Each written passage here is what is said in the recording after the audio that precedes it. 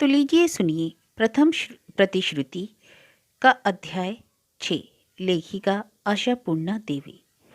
प्रथम प्रतिश्रुति के आगे के अध्याय इसकी प्लेलिस्ट से मिल जाएंगे। लिंक आपको आई बटन तथा एंड स्क्रीन पर मिल जाएगा। अगर आपको प्रथम प्रतिश्रुति का दूसरा भाग सुनना है, स्वर्णलता, उसका भी लिंक आपको आई बटन से मिल जाएगा। तो शुरू करते हैं। प्रथम प्रतिश्रुति अध्याय 6। इस इलाके में इतिहास की यह पहली घटना है, साहब डॉक्टर बुलाने के इतिहास की। भवतोष मास्टर, निताई चरण और नीलांबर बनर्जी की कुलबोरन बहू, इन 3 ग्रहों के मिलन से यह इतिहास बना।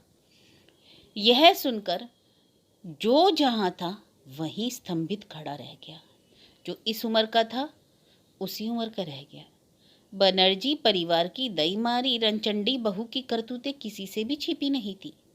सब यही सोच ही नहीं पा रहे थे कि लोगों ने अभी तक उसे घर में रखा कैसे है, गर्दनियां देकर निकाल क्यों नहीं देते।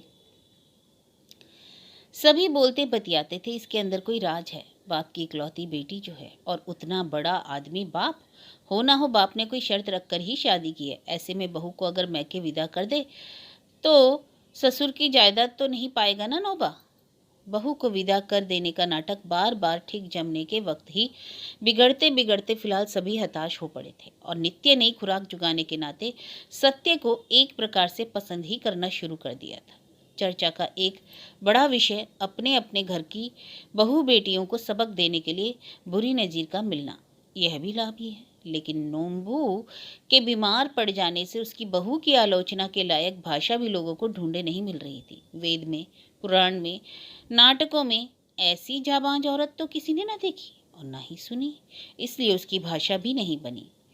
फिर भी इतनी दूर तक किसी ने कल्पना नहीं की थी। क्या तो बहू ने छिपकर नींबू के दोस्त निताई से भेंट की और फिर अपने गले का 10 भरी वजन का हार बेचकर भवतोष मास्टर से कहकर कलकत्ता से साहब डॉक्टर को बुलवाया। भवतोष मास्टर से ही भी बात की। साहब डॉक्टर के इलाज से नींबू मरे या बचे, फिलहाल तो सोचने का विषय यह नहीं है। विषय है इसके बाद नीलांबर का कर्तव्य। बात तो अब औरतों तक ही नहीं रही थी। समाज के मुकुटमती पुरुषों की खोपड़ी भी खाने लगी थी। नींबू की बहू सिर उठाकर सारा सास से झगड़ती है, ससुर के सामने बोल बैठती है या खूसट जैसी और भी बहुत कुछ कर बैठती है। यह सब तो वे लोग अपनी अपनी पत्नियों से सुनते आए थे, लेकिन इससे बहू के ऊपर खींचने के सिवाय और कुछ करने को नहीं था। लेकिन अब तो इसे औरतों की बात कहकर उड़ा नहीं दिया जा सकता। अब जात जाने का सवाल है। नीलांबर बाबू समाज के माथा हो सकते हैं, होते हुए भी तो क्या हुआ, दूसरों के सिर तो नहीं काट सकते ना। बागदीन की छुआ छापी वाली बात की हंसी मजाक में मान लिया गया है। वह दुनिया के बाहर हो ऐसी भी बात नहीं, लेकिन घर में साहब आए, घर की बहू पर पुरुष से बात करे, यह मान ले। समाज ऐसा नाखून और दंत विहीन तो नहीं हो गया है। चंडी मंडप में बैठक हुई। पंचों ने मिलकर यह तय किया कि पहले तो नीलांबर अपनी पौतहू को छोड़ देने का दबाव डाला जाए। वह अगर राजी ना हो तो उससे यह करते ना बने तो समाज से अलग करना होगा। समाज में रहना कुछ हंसी ठट्टा नहीं। यह जरमराता मरीज यदि वास्तव में साहब डॉक्टर की दवा से बच जाए, और बच भी सकता है, इन लाल मुंह वालों की दवा में तो जादू है सुना है, ईश्वर करे बच जाए, परंतु उसका अंग प्रायश्चित करा के महाप्रसाद तो खिलाना ही पड़ेगा। और यह भवतोष मास्टर, उसको तो गांव से ही निकाल कर बाहर करना था, लेकिन वह शैतान डॉक्टर के साथ ही गाड़ी पर सवार हो कलकत्ता चल दिया। घोड़ा गाड़ी में डॉक्टर के साथ बैठकर आया। मुजरिम से बच रहा तो एक निताई, बहरहाल वह भी लापता है। साहब डॉक्टर रूपी आग को पूंछ में बांध कर ले आया और लंका कांड करके चंपत। आग ने अपना आग का काम किया। पहले कानो कान किसी को खबर नहीं, ईश्वर जाने सत्य ने कब इतना सारा कुछ किया। गांव में इतनी इतनी आंखों के होते हुए उसने भानुमती करामत दिखा दी। लोगों ने देखा गांव के रास्ते पर घोड़ा गाड़ी आ रही है। नीलांबर ने देखा वह गाड़ी उनके दरवाजे पर आकर रुकी और उसके अंदर से एक साहब उतरा। नीलांबर के कलेजे का लहू बर्फ हो गया। हो ना हो यह गाड़ी कलेक्टर या मजिस्ट्रेट की है। निश्चय ही किसी दुश्मन ने उसके नाम चुगली खाई है और इसलिए नीलांबर के लिए हथकड़ी आई है। क्यों आएगा? आने का कारण क्या है? नीलांबर को इतना सब सोचने का दम नहीं रहा। ख्याल ही नहीं रहा कि गाड़ी से उतर कौन रहा है। वे साहब के कदमों पर पछाड़ खाकर गिर पड़े। उधर घर घर बेतार वार्ता ही पहुंच गई। नीलांबर के यहाँ घोड़ा गाड़ी में साहब आया है। कानूनी कार्यवाही के सिवा और कोई बात लोगों के दिमाग में नहीं आई। खिड़की को थोड़ा खोलकर सबने देखा और कहने लगे, इसी को कहते हैं विपत्ति, कभी अकेले नहीं आती। उधर लड़का मरण सेज पर और इधर यह हाल। नीलांबर के यहाँ झांक ताक चलने लगी कि एक आदमी ने देखा साहब के गले में नल झूल रहा है। डॉक्टर है, डॉक्टर ही नल झूल रहा है। डॉक्टर, नींबू के लिए साहब डॉक्टर आया है। भीतर ही भीतर नीलांबर ये चालाकी चल रहा है और किसी से राय तक नहीं। यह तो पड़ोसी के गाल पे औचक थप्पड़ मारना हुआ। उधर बाबू साहब का पैर पकड़कर रोने बैठे हैं। साहब ने कहा, डरो मत, रोगी अच्छा हो जाएगा। लेकिन यह बात कानों में ही नहीं गई। कान में पहुंची भवतोष मास्टर की बात। अरे यह क्या कर रहे हैं? ये तो कलकत्ते से डॉक्टर आए हैं नव कुमार के इलाज के लिए। नीलांबर ने ताक कर देखा, निताई को भी देखा। समझ गए कोई साजिश चल रही है। उस साजिश की नायिका के रूप में सत्य की शक्ल ही आंखों में उतर आई। लेकिन हुआ कैसे? जैसे भी हुआ, अब तो चू भी नहीं करना।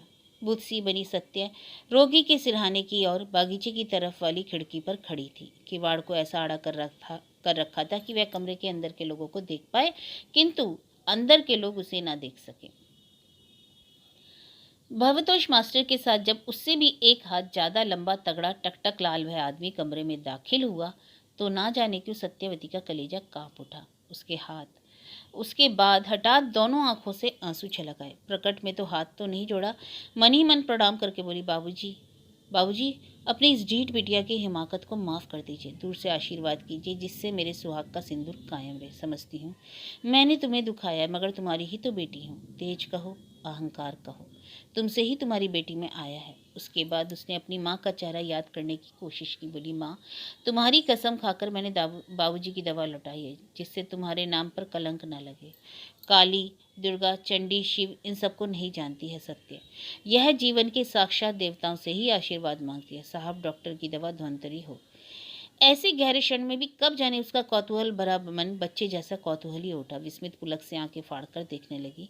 डॉक्टर कैसे रोगी की पीठ पर नल लगा रहा है। नल के दोनों सिरों को कान में डालकर गंभीर बैठा है। जरा देर में भारी गले की आवाज सुनाई पड़ी। डरने का कारण नहीं, ठीक हो जाएगा। मल्लेच को देवता सोचने में पाप लगता है। उसके बाद रंगमंच का समारोह मिटा। जो लोग डॉक्टर को लिवा लाए थे वे लोग उसी के साथ खिसक पड़े। इधर हाथ से वज्र ताने दो दो आदमी निश्चेतन से निष्क्रिय होकर बैठे रहे। नीलांबर और उनकी पत्नी पुतले से बैठे समझ ही नहीं पा रहे थे ऐसी हालत में ठीक कौन से रास्ते से चलना बुद्धिमानी है। ना वज्र उन्हीं के माथे पर गिरा। नींबू की बात वे भूल गए। सौदा कुछ सचेतन थी। उसने हाथ के इशारे से निताई को बुलाकर डॉक्टर ने क्या क्या करने को बताया बता जाने को कहा। उसी मौके से यह पूछ बैठी, रुपया किसने दिया रे मास्टर ने? निताई ने सिर खुजाकर कहा, ना ना, यानी बात तो सौदा दी। भाभी जी उस दिन घाट में मुझे बुलाकर रो पड़ी थी। सौदा ने डपट कर कहा, बहू, जिसके तिसके पास रोने वाली लड़की नहीं है यह वह बनीता, छोड़कर सच सच बता। सो निताई ने सच बात बता दी। बहू ने गले का हार खोलकर निताई को देते हुए कहा, ये जैसे मेरे पति हैं आपके मित्र हैं, समझकर ही काम कीजिए। कलकत्ते में इस हार को बेचकर साहब डॉक्टर को लिवा लाइए। बाहों का जेवर भी उतार कर देना चाहता। निताई ने मना कर दिया। रोगी के कमरे में कोई नहीं था। सत्य धीरे धीरे आकर बिस्तर के पास खड़ी हो गई। सौदा आ रही थी, लौट गई। मनी मन बोली, नींबू बचेगा तो तेरे ही पुण्य से। बिहुला ने अपने मरे हुए पति की लाश लेकर स्वर्ग तक धावा किया था। सावित्री यमराज के पीछे पीछे दौड़ी थी। वे युग युग से लोगों की पूजा पा रही है। जरा देर में उसने सुना बहू सास के नम्र गले से कह रही है, साहब डॉक्टर की दवा तो आप लोग छुएंगे नहीं, इसलिए रोगी की तीमारगिरी का भार ना हो तो मुझे दे दें आप, बल्कि रसोई। एलोकेशी ने सूखे गले से कहा, अब तो तुम जो कहोगी शिरोधार्य ही करना पड़ेगा। महारानी विक्टोरिया के बाद तुम ही तो हो। खैर रसोई का जिम्मा ना हो तो बांध ही लेती है, लेकिन तुम्हारे लड़कों का? सत्य ने और भी नम्र गले से कहा, वे तो ज्यादातर ननद जी के ही पास रहते हैं तो क्या सिर पर सवार करना होगा? दुनिया में सब कुछ संभव है। एलोकेशी सौदा की तरफ भी खींचकर बोली। सौदा अगली बातों को सुनने के लिए खड़ी रही। उसने बहू का फिर और भी नम्र गला सुना, ननद जी तो उन्हें जान से भी बढ़कर मानती है, सिर पर सवार क्यों सोचेंगी? सत्य की इस नरम गले ने सौदा की आंखों में आंसू क्यों ला दिया? उसे क्यों लगा कि सत्य के गले में यह झुका हुआ स्वर नहीं सुहाता? उसकी जोरदार आवाज ही ठीक है, और बहुत ठीक है। साहब डॉक्टर के हाथ यश से या सत्य की सुहाग से अथवा अपनी ही परमायु के जोर से नवकुमार बच गया, लेकिन ना जाने क्यों अंदर से वह सत्य को ही अपना जीवन दायिनी मानने लगा। इसलिए जब उस जीवन को लेकर सत्य जो चाहे करे, जिस देश में बीमार होने से साहब डॉक्टर मिलता है, मरने के डर की विभीषिका ही नहीं रहती। सत्य अगर उसे उसी देश में ले जाकर बसाना चाहती है तो उसकी उस चाह को नवकुमार मजाक और अवास्तव कहकर उड़ा नहीं देता। इस तरह सत्य का काम अब थोड़ा आसान हो गया हो सकता है, इसलिए लोग कहते हैं कि ईश्वर जो भी करते हैं भले के लिए। नव कुमार की यह जानलेवा बीमारी भी अंत तक सत्य के जीवन में कम से कम सत्य की राय में परम मंगल ले ही आई। लड़कों को सत्य आदमी बनाना चाहती थी, आदमी जैसा आदमी, और वैसा आदमी बनाने के लिए दुनिया को देखने की जरूरत है। भवतोष मास्टर की कोशिश से निताई और नव कुमार को कलकत्ता में नौकरी मिल गई। निताई की रैली ब्रदर्स में और नव कुमार की सरकारी दफ्तर में।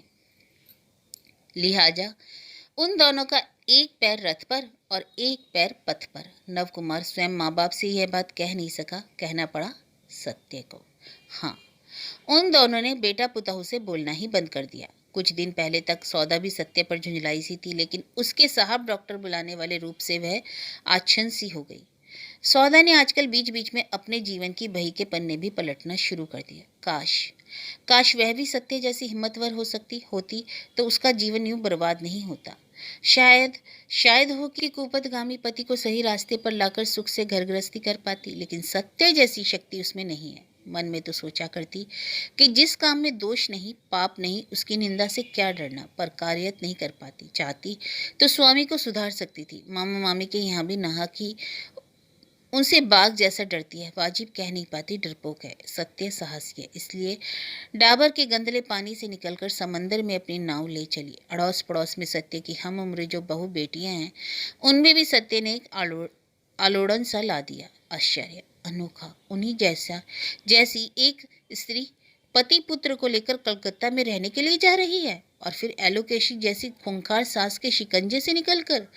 उनके पतिगण इधर कुछ दिनों से दाम्पत्य सुख के माधुर्य से वंचित हैं, क्योंकि आड़ ओट में उनकी स्त्रियां नव कुमार के साहस और प्रेम की नजीर देती हैं।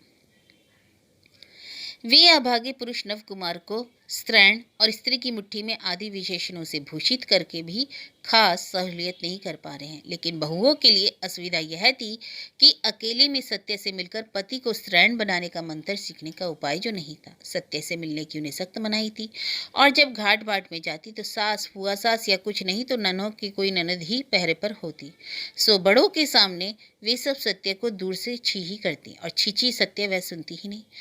वह उस समय केवल जाने की धुन में ही लगी थी। ऐसे ही समय सत्य ने एक दिन बात उठाई, हो सकता है इसे भी अपनी तैयारी में ही समझाओ, या एक अनिश्चित की राह में कदम बढ़ाने के से पहले अंतिम बार के लिए जन्मभूमि को देख लेने की प्रबल इच्छा, जो भी कारण हो जाए। सत्य ने चर्चा की, जाने से पहले एक बार वहां से हो आओ। हो आने को जी चाहता है तो हो आती तो अच्छा होता, या हो आना उचित है, ऐसी भाषा की तरफ ही नहीं गई वह। हो आऊं गरज का यह स्थिर सिद्धांत। अब ब्रह्मा का बेटा खुद विष्णु भी आए तो इसमें हेरफेर की उम्मीद नहीं। एलोकेशी ने उदास मुंह से कहा, जाओगी ठीक है, मगर मुझसे क्यों कहने आई हो? पूछ रही हो या इजाजत मांग रही हो? हाँ, बहू से फिर वही बात कर रही है, इसलिए कि बोलना ही उनकी बीमारी है। मुंह सीकर 2 घड़ी रह सकना उनकी जन्म पत्री में नहीं लिखा है। नहीं बोलूंगी यह निश्चय करके भी बोलने लग जाती हैं। सत्य ने एक बार अपनी बड़ी बड़ी आंखें उठाकर देखा और बोली, नहीं, उस झूठ तमाशे की जरूरत नहीं समझती। जाने की बात जब सोचती है, जाने का इंतजाम भी करना होगा। कहा इसलिए कि ससुर जी से कहे जरा पत्रा देख लें। एलोकेशी अब अपने स्वभाव पर आ गई। मुंह भिदकाकर बोली, बाप तो पूछता नहीं, बाप के यहाँ जाओगी किस मुंह से? सत्य ने आसमान की ओर मुंह करके उदास मुंह से कहा, उन्हें एक बार प्रणाम करके आऊंगी। माँ बाप का कर्तव्य और संतान का नहीं। ठीक है, तुम कर्तव्य करो, बाप को प्रणाम करने जाओ, मगर मेरा बेटा बगैर न्योता नहीं जाएगा, सो कहे देती हूँ। सत्य उठ खड़ी बोली, अजी आप तो दुनिया के बाहर की बात करती हैं। आपका बेटा नहीं जाएगा तो इतनी दूर क्या पड़ोस के किसी के साथ जाऊंगी? तुम्हें भी साथ की जरूरत है? एलोकेशी ने पिच से थूक फेंका, और डकैत भी तुम्हें देखकर डर ना जाएगा? डर जाए तो ठीक है, फिर भी साथ में किसी मर्द सूरत का होना अच्छा है। मेरे पिताजी को प्रणाम करना तो आपके बेटे का भी काम है। बेअदब, बक्की, जाने और कितना सुनूंगी। सत्य जानती थी ऐसा ही होगा, इसलिए अनुमति मांगने के प्रहसन से वह बाज आई। प्रबल की जीत होती ही होती है। पत्रा देखकर यात्रा का दिन भी देखा गया। शुभ घड़ी में पति पुत्र को लेकर सत्या पालकी पर सवार हुई। खास कोई अड़चन नहीं आई। उन लोगों ने हथियार डाल ही दिया। पालकी ससुराल के गांव से निकल गई। पालकी का दरवाजा खोलकर सत्या ने झांका। नव कुमार ने कहा, घूंघट हटाकर क्यों झांक रही हो? जाने कौन देख ले। सत्य ने पुलक कंपित स्वर में कहा, बला से, अब मैं ससुराल की बहू थोड़ी नहीं हूँ। आखिर औरत तो हो। औरत नहीं हूँ यह थोड़ी ही कहती हूँ, लेकिन चेहरे पर लिखा तो नहीं है ना बेटी की बहू। बड़े लड़के तुड़की है बात, सब समझने की उम्र हुआ है। वह बोल उठा, अब तू कमर में फेंटा बांधेगी क्या? फिर तू कहा, कितनी बार बता चुकी हूँ, माँ को तू नहीं कहना चाहिए, तुम कहा करो। अचानक नवकुमार हंस उठा। हुआ शासन हो चुका आदमी वह बहुत बड़ा है कि सबक सिखाया जा रहा है। मैं तो इतनी उम्र तक माँ को तू ही कहता आया हूँ। सत्य का चेहरा सख्त हो आया। कहा, इस उम्र तक तुमने जो जो किया था उसका दृष्टांत तो और किसी वक्त लड़के के कान में उड़ेलना। मैं जब कुछ बताती हूँ तो बीच में ना टपका करो। बाप रे, हो गया। किस बात से तुम्हें क्या हो जाएगा समझना मुश्किल है। नव कुमार समझ गया, जरा बतौर हो गया। जरा देर पहले ही वह लावण्यमय मूर्ति इस कठिनता से गायब हो गई। सच, सत्यवती की चपलता, लावण्य और उमंग में दमकता हुआ मुखड़ा कैसा अनोखा लगता है, मगर बड़ा क्षणस्थायी होता है, पल ही में बादलों से ढक जाता है। सत्यवती को वह कभी था ही नहीं पा सका। कुमार एक टक मुखड़े की ओर ताकता रहा। इतने दिनों का साथ रहा, दो दो बच्चों का बाप बना, पर दिन के ऐसे खुले प्रकाश में इस तरह से कब तक अपनी लावण्य में स्त्री की ओर ताकता रह सका। डेरे पर जाने का खौफ थोड़ा कम हो आया, अब बल्कि थोड़ी थोड़ी रोमांचकर उमंग है। वहां गुरुजनों की सुर्ख आंखों का डर नहीं, पड़ोसियों की नजर का भी खतरा नहीं। सिर्फ रहेंगे तो नवकुमार और सत्यवती। हाँ, नौकरी का बड़ा डर है, लेकिन भवतोष मास्टर ने बड़ा भरोसा दिया है। कहा, तुम जितनी अंग्रेजी जानते हो उसकी चौथाई अंग्रेजी सीखकर साहब के दफ्तर में कितने लोग काम करते हैं। दफ्तर में घुसते ही तुम साहब की नेक नज़र में पड़ जाओगे। यह भी कहा, गांव में पड़े रहकर जगह जमीन पर जीवन बिताने की इच्छा इस जमाने में बेकार है। कलकत्ता जाकर 2 कमीजें सिलवानी पड़ेंगी, एक जोड़ा जूता भी लेना होगा, उसके बिना तो दफ्तर नहीं जाया जाएगा। भवतोष ने इनके लिए एक डेरा भी ठीक करके रखा है। आप तो वे मेस में रहते हैं। नवकुमार जब परिवार लेकर जा रहा है तो उसका तो बिना डेरे के काम नहीं चलेगा। नसीब निताई का ही बुरा है। उसके मामा ने कहा, स्त्री को डेरे पर ले जाओगे, हम तो तुम्हारे हाथ का भी नहीं खाएंगे। इतनी बड़ी सजा के खतरे को टालकर पति के साथ जाए, इतना बड़ा कलेजा निताई की स्त्री का नहीं है। निताई की नवकुमार की ही हाड़ी में जगह देनी ही पड़ेगी। अपनी बहू को भी यदि ला पाता तो दोनों जनी साथ रहती। ब्राह्मण कायस्थ होते हुए तो क्या कोई भी किसी की हांडी तो नहीं छूती, पर दोनों तो साथ बैठती, गप करती, पान लगाती, यह सब तो एक साथ करती। खैर, भवतोष ने बताया है, घर बहुत सुंदर है, 3-4 कमरे हैं, दर दलान, रसोई, भंडार, आंगन, कुआं, नल भी है शायद। घर के अंदर नहीं, दरवाजे के पास ही। नल का पानी पीकर जान न गंवाना ही ठीक है, जबकि कुआं भी है। जैसा होगा देखा जाएगा, मूल बात है किराया अखर जाएगा। बाप से तो अब रुपया नहीं मांगने जाएगा वह। भवतोष ने कहा है, कलकत्ता में वैसा मकान 10 रुपए में भी मिलना मुश्किल है। वह तो चूंकि भवतोष के एक मित्र का है, इसलिए 8 रुपए में मिल रहा है। तनख्वाह भी तो नवकुमार को 58 रुपए मिलेंगे। ऐसी मोटी तनख्वाह वाले को इतने में कातर नहीं होना चाहिए। जो भी हो, निताई का प्रस्ताव वह नहीं मानेगा। निताई ने किराए का हिस्सा देना चाहा है। छी, ऐसा दोस्त, भला उससे किराया लिया जा सकता है। लेकिन वहां सत्य का क्या रवैया होगा क्या पता, आखिर तो पराया है ना, ऐसा शायद नहीं करेगी। इस बात में सभ्य है वह। अब वह दिन कब आता है जब घर के जाने अनचाहे दर दलान में बैठकर दोनों मित्र ऑफिस जाने का खाना खाएंगे और सत्या बाल बिखेरे कमर में आंचल बांधकर रसोई करेगी, परोसा करेगी। यह सब कुछ सत्य के ही चलते संभव होगा। लेकिन सत्य की दृष्टि उस समय लक्ष्य भेदी थी। नथुने फूले हुए एकाएक बोल उठी, यह वह रहा जटा भैया की छत, मुडेड़, यह रहा गांगुली चाचा के आंगन का नारियल जिस पर गाज गिरी थी। अरे, एक कार तय में रास्ता दिखाने की जिम्मेदारी उसने अपने ऊपर ले ली। पालकी को उतारा की अचानक हलचल हो गई। उसके बाद जब यह बात मालूम हुई तो सभी आकाश से गिर पड़े। कहा नहीं, सुना नहीं, लड़की अचानक ऐसे क्यों आ पहुंची? ऐसा तो नहीं होता। किस मूर्ति में उतर रही है? कौन इसे फेंक जाने को आया है? अजी नहीं नहीं, परमेश्वरी भैया राजरानी के वेश में आई है। कार्तिक गणेश का हाथ पकड़े भोलानाथ के साथ। जी तो कैसा कर रहा है? इसलिए बाप को देखने आई है, बाप के घर की और सबों को, अपनी जन्मभूमि को। चारों ओर ठगी सी दृष्टि डालते हुए सत्य ने जैसे ही आंगन में पैर रखा कि जोरों से रुलाई उठी। विलाप मिली रुलाई। अलग करने के समझने का उपाय नहीं कि गला किसका है। सामूहिक रोना। घर की सब औरतों के साथ टोले की बहुतेरी औरतों ने भी सुर मिलाए। लेकिन नए सिरे से यह विलाप किसके लिए? भुवनेश्वरी की घटना को तो बहुत दिन हो गए। यह असल में किसी के लिए विलाप नहीं, नया कोई शोक भी नहीं। कुछ तो सत्य के आगमन का आनंद अश्रु और बाकी सत्य की लंबी अनुपस्थिति में घर के शोक की जो जो घटनाएं घटी, उन सब की सूची बताते हुए रोदन। इस विलाप रोदन में खोई हुई सी सत्य दोनों लड़कों का हाथ पकड़े आंगन में ही एक और खड़ी रही और बाहर ठगा सा नवकुमार बैठा रहा। सामने ही ससुर बैठे थे, लेकिन उनसे कुछ पूछने की हिम्मत उसे नहीं। प्रणाम करके सिर झुकाए वही जो बैठा सो बैठा ही रहा। और फिर ससुर से निर्विकार से थे। घर की इतनी बड़ी रुलाई से वे जरा भी विचलित नहीं थे। इससे लगा कि कोई खास और नई बात नहीं है, वह भी गाँव भर का ही है। बेटी ससुराल से आती है तो ऐसा रोना धोना होता है, या उसका अनजाना नहीं। धीरे धीरे वह निश्चित हुआ और रुलाई भी धीरे धीरे फीकी हो आई। रामकली ने ही बात की। घर से कब चले? जी। नवकुमार चौंका। रामकली ने ताक कर देखा। एक तंदुरुस्त सुंदर पुरुष के शरीर में अभी तक जैसे एक लजीले किशोर का मुखड़ा। सुंदर सुकुमार, किंतु बुद्धि की कहीं कोई छाप नहीं। मन ही मन हंसे। इसे स्नेह किया जा सकता, इस पर भरोसा नहीं किया जा सकता। शायद इसलिए ही भगवान ने सत्य को इतना दृढ़ बनाया है। वह लता जैसी सहारा नहीं चाहेगी, वनस्पति की तरह आश्रय देगी। उनके एक निश्वास निकला। जी में आया, सत्य के नसीब में सदा दुख है। रामकली की बेटी ने बाप की ही ललाट लिपि पाई है। कितने दुखी है रामकली। भुवनेश्वरी कितनी सुखी थी।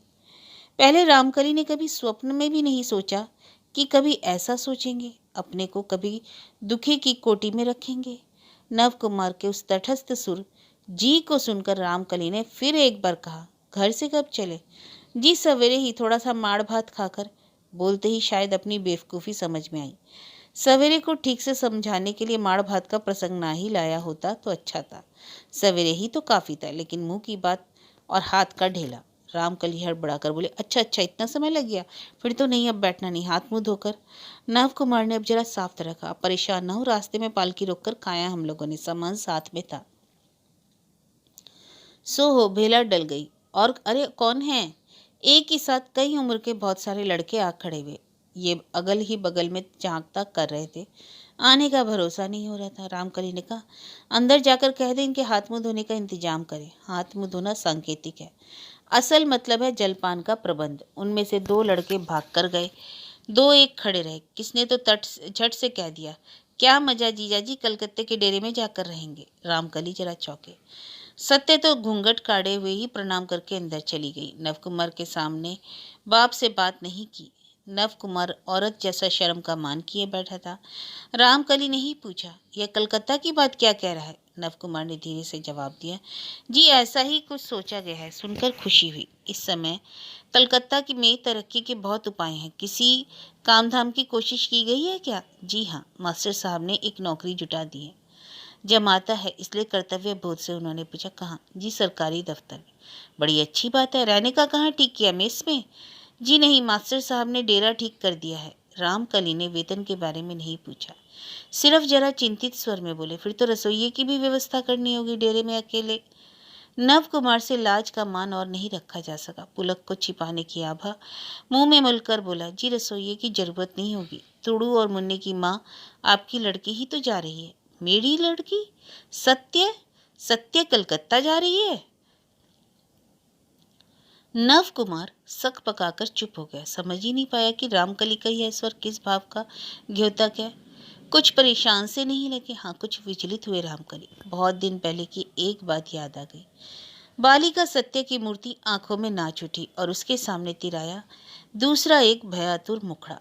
उस मुख के सामने उंगली उठाकर सत्य कह रही है, तुम्हें इतना डर किस बात का है माँ? देख लेना, कलकत्ता में जाऊंगी जाऊंगी जाऊंगी।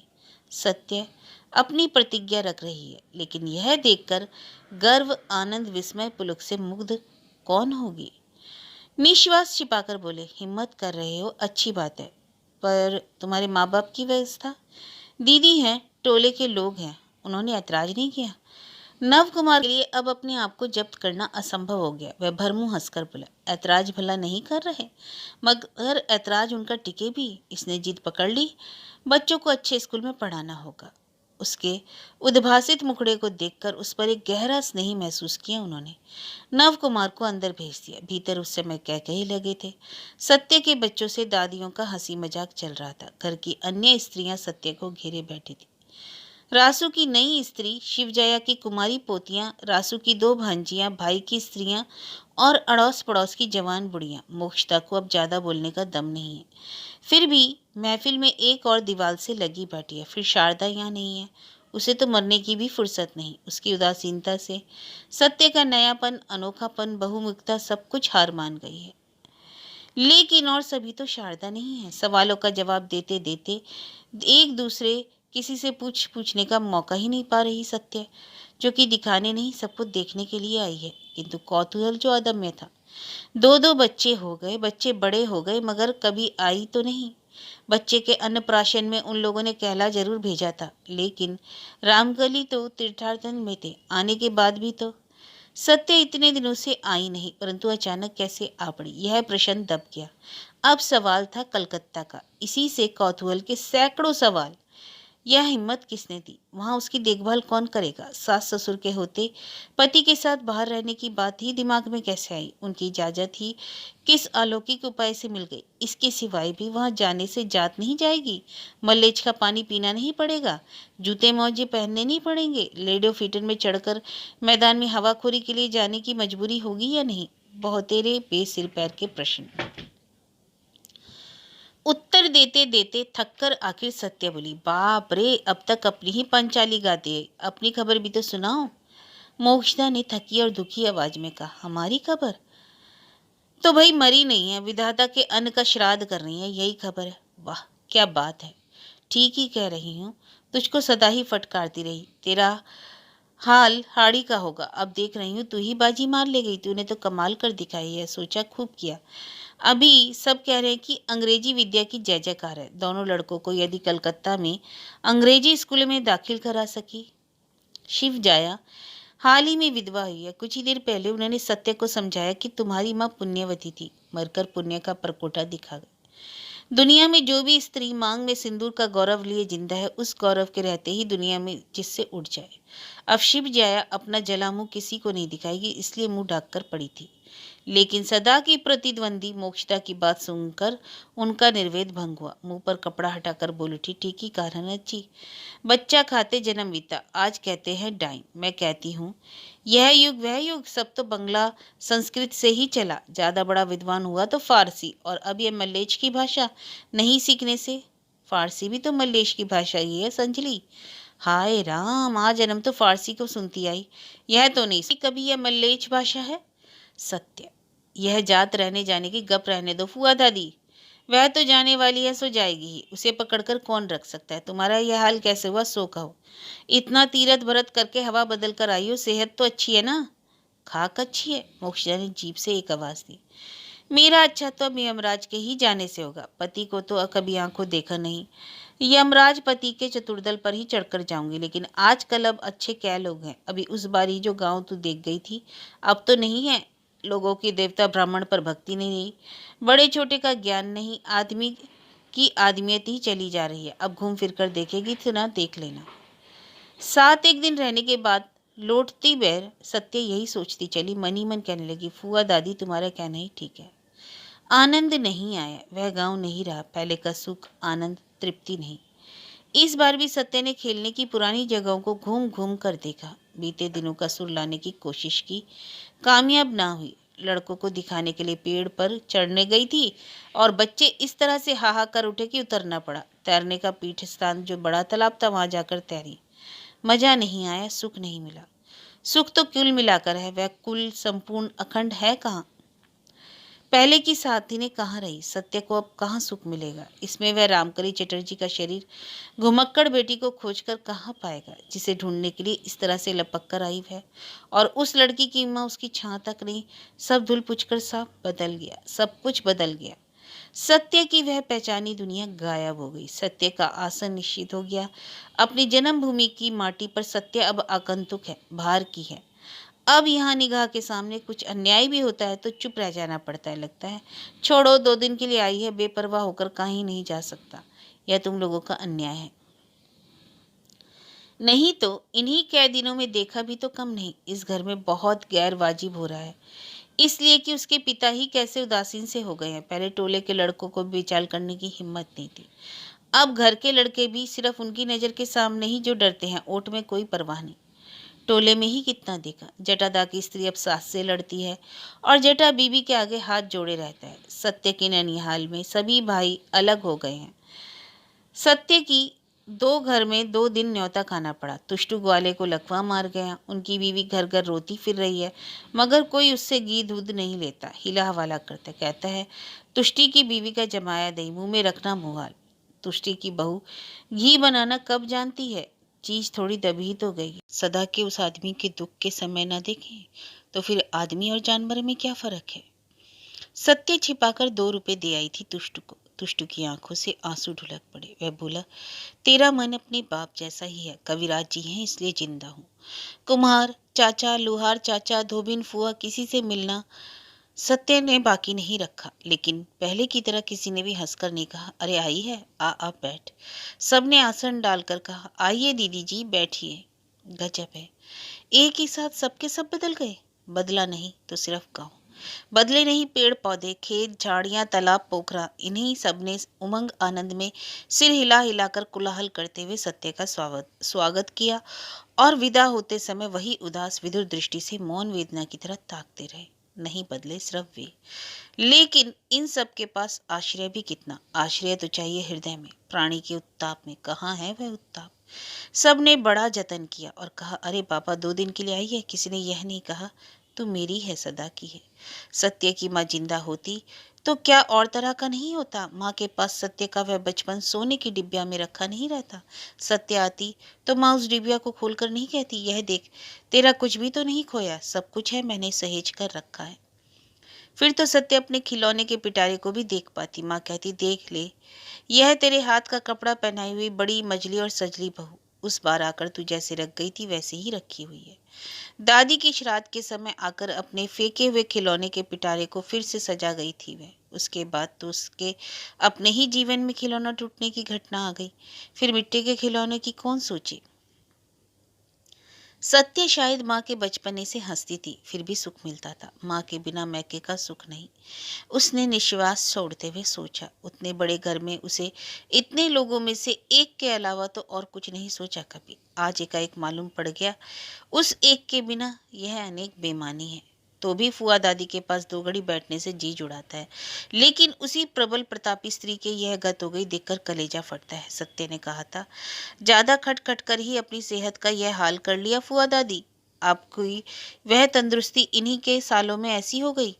मोक्षदा धिक्कार की हंसी हंसकर बोली, ज्यादा खटती नहीं तो भूत जैसा ही है। समाग लेकर क्या करती बता, अंदर की भूत ही रात दिन तो दौड़ा मारता है मुझे। तो फिर भी तो पर भी सत्य को सब कुछ अनजाना सा लग रहा था। आज वह लौट रही है। मोक्षदा को देखकर कभी कोई सोच ही नहीं पाया कि यह घर उनका अपना नहीं है, या उनके लिए 3 रात का छुटका पालने वाला भी कोई नहीं। मोक्षदा के मरने से जो कोई आग देगा, पिंडदान करेगा, वह दया करके ही देगा। उनका उतना रौब फिर किस बुनियाद पर था, या फिर कोई बुनियाद ही नहीं थी, इसलिए खोखले रौब को उतना बड़ा करके सामने रखती थी। वह जानती थी कि हाथ ढीला हुआ नहीं और यह बेबुनियाद इमारत पल में जमीन पर जा गिरेगी। सोचते सोचते दोनों लड़कों को सत्य ने और करीब खींच लिया। यही भले, यही इमारत की दुनिया है।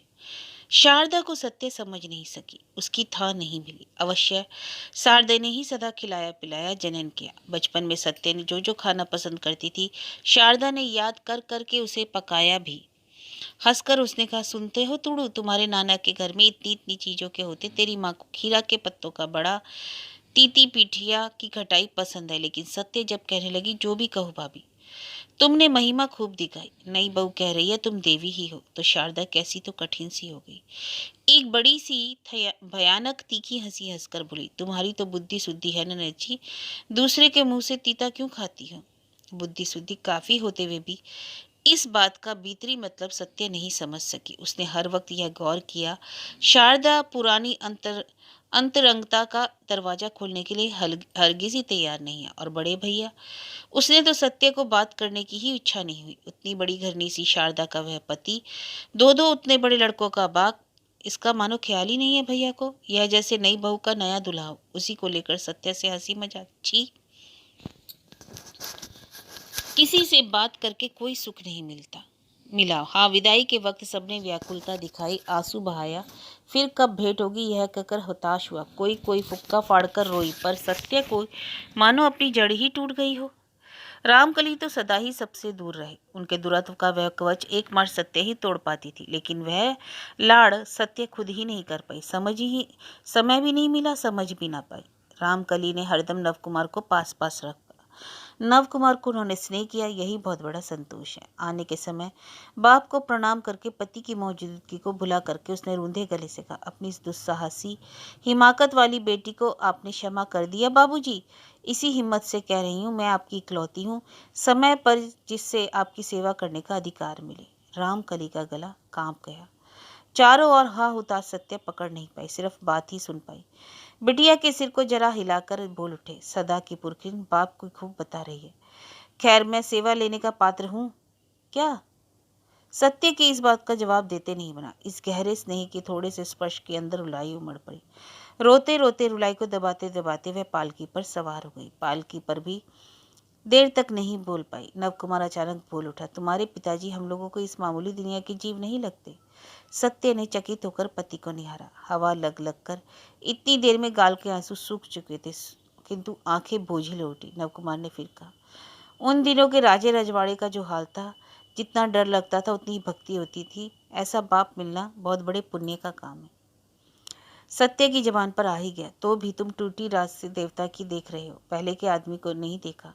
अब तो मन टूट चुका है, शरीर भी टूट चुका है, लेकिन वेदना विधुर मन में इतना कहने की इच्छा नहीं हुई। धीरे से कहा, माँ के रहते हुए देखा नहीं, माँ को भी नहीं देखा, इसी बात का अफसोस रह गया। बाप के लिए गौरव सिर्फ मन में पालने का, उस गौरव के अधिकार नहीं, भोग का दावा नहीं। छोड़कर जाना पड़ा, छोड़कर रहना पड़ेगा। उस गौरव की छाया में बैठकर अपने जीवन को धन्य करने का उपाय नहीं है। बराईपुर लौटकर कलकत्ता जाने की तैयारी। जाते वक्त न माँ ने न बाप ने किसी ने बात नहीं की। ऐन वक्त पर वे घर से निकल गए।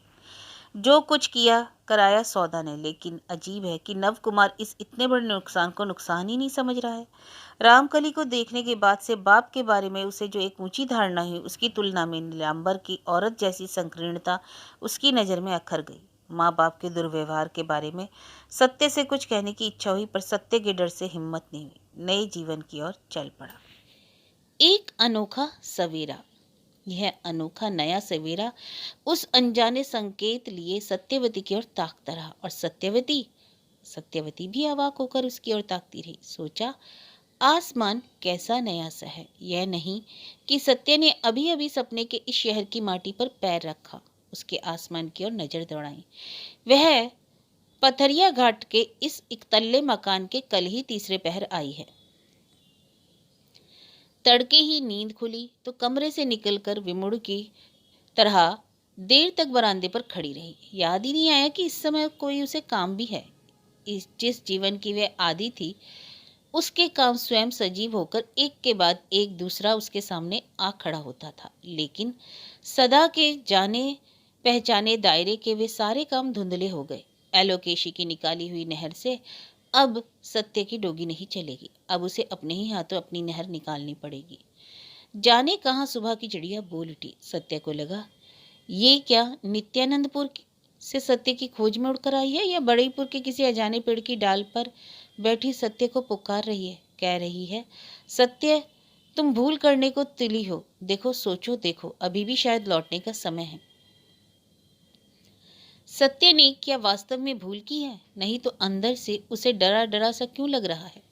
अपने को कैसी तो असहाय अनुभव कर रही है। खड़े होने का बल नहीं मिल रहा, इसलिए बरामदे पर बैठ पड़ी।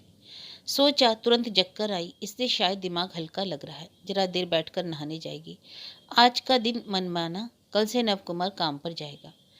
गांव घर की कचहरी की नौकरी नहीं, यह एक बारगी शहर कलकत्ता के दफ्तर की नौकरी। रसोई में जरा भी देर करने से काम नहीं चलने का। सत्य को सुना सुनाकर एलोकेशी की एक सखी ने कहा था, मजा मालूम होगा, अलग गृहस्थी का स्वाद समझ जाएगी। दफ्तर की रसोई क्या होती है यह तो जानती ही नहीं। मैं उस बार काली घाट में अपने फुफेरे भाइयों के यहाँ देख आई थी, एक आदमी को खिलाने के लिए 3-3 बहुओं की नाक में दम। तुम्हारी बहू अवश्य चुस्त है, लेकिन सास ननद के ही सहयोग से काम और अकेले हाथ। हरिद्वार गंगा सागर, बड़ा ही फर्क है। एलोकेशी ने कहा, कर लेगी, कलेजे के जोर से ही तो कर लेगी। दुर्गम और दुर्गत तो मेरे बेटे की होगी। बेचारा दुनिया का कुछ भी नहीं जानता और उसके गले में गमछा बांधकर खींचते हुए गाड़ी में जोत दिया। खैर, भगवान तो देख रहे हैं। सखी ने कहा, बात तो सही है। जो गलत रास्ते से सुख उठाना चाहेगा उसका विचार भगवान करेंगे। गृहस्थी का मतलब मछली की पूछ भात खाना नहीं, उसकी बला भी बहुत है। कहावत है, अकेले घर में चारों हाथ खाने का बड़ा मजा है, मारने आए तो पकड़ो मत, यही तो बड़ा कष्ट है। इसके बाद भविष्यवाणी की गई, देख लेना भागने का रास्ता जो मिले उसे। उस दिन सत्य ने लापरवाही की हंसी हंसी थी, लेकिन आज मानो कुछ डर रही है। सोचती है, इस शहर को समझ तो सकूंगी, अपना बना तो सकूंगी। यह शहर आओ कहकर मुझको अपने करीब खींचेगा। यहाँ मुझे पराई सा बेचारा सा तो नहीं रहना पड़ेगा। ना ना, सत्य को दफ्तर की रसोई का डर नहीं, अकेले हाथ का डर नहीं। डर है तो बस अनजान होने का। माँ माँ, बड़ा लड़का तुड़ू पीछे आ खड़ा हुआ। नीलांबर ने नाम रखा था तुड़कू सवार, उसी से हुआ यह तुड़ू। अच्छा नाम साधन है। पहली संतान जाती रही, इसलिए यह बड़ी साधना का धन है। उसी से मिलता जुलता नाम। तुड़ू की सूजी सूजी सी आंखों में विस्मय था। सत्य ने झट पलटकर कहा, जग गया? भाई नहीं जगा? नहीं। और तेरे बाबूजी? नहीं। हाँ, क्यों उठने लगे? नवाबी मिजाज, कल से मजा मालूम होगा। सत्य आलस छोड़कर उठ खड़ी हुई। कैसी बेवकूफ सी बैठी थी अब तक। कल क्या उल जुलूल सोच रही थी। नई जगह में सब ठीक ठाक करने से कम देरी नहीं होगी। बीते दिन सांझ को रसोई नहीं बनी। घर द्वार दिखा सुनाकर भवतोष मास्टर ने कहा, तो तुम अब इन लोगों को संभाल कर बैठो नवकुमार। बहू को कहो बेर रहते ही दिया जला ले। नई जगह है, मैं तुम लोगों के खाने के लिए कुछ ले आता हूँ। आज तब रसोई वसोई रहने दो। सत्य ने कमरे के अंदर से जंजीर बजाई। नवकुमार उधर से हो आया, झिझकते हुए बोला, जी आप नाहा की क्यों तकलीफ करेंगे, जैसे तैसे थोड़ा सा चावल उबाल लेंगी। भवतोष ने एक बार दरवाजे की तरफ ताककर सीधे ओट में खड़ी रहने वाली से कहा, जैसे तैसे करने में भी बड़ा बखेड़ा है बहुरानी, कल सवेरे से ही कीजिएगा। कल मैं कोई नौकरानी ठीक कर लाऊंगा। आज बाजार से पूरी तरकारी मिठाई।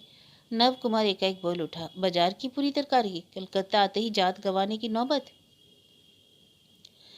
भवतोष मास्टर हंस पड़े, बोले, ना, तुम बिल्कुल एकदम गए जमाने के हो नव कुमार। जात कैसे जाने लगी? मैं क्या मल्लेश होटल का खाना खिलाने जा रहा हूँ? गांव पर तुम लोग हलवाई के यहाँ की जलेबी मिठाई बैगुनी फुलोरी नहीं खाते? यहाँ भी हलवाई की ही दुकान से लाऊंगा।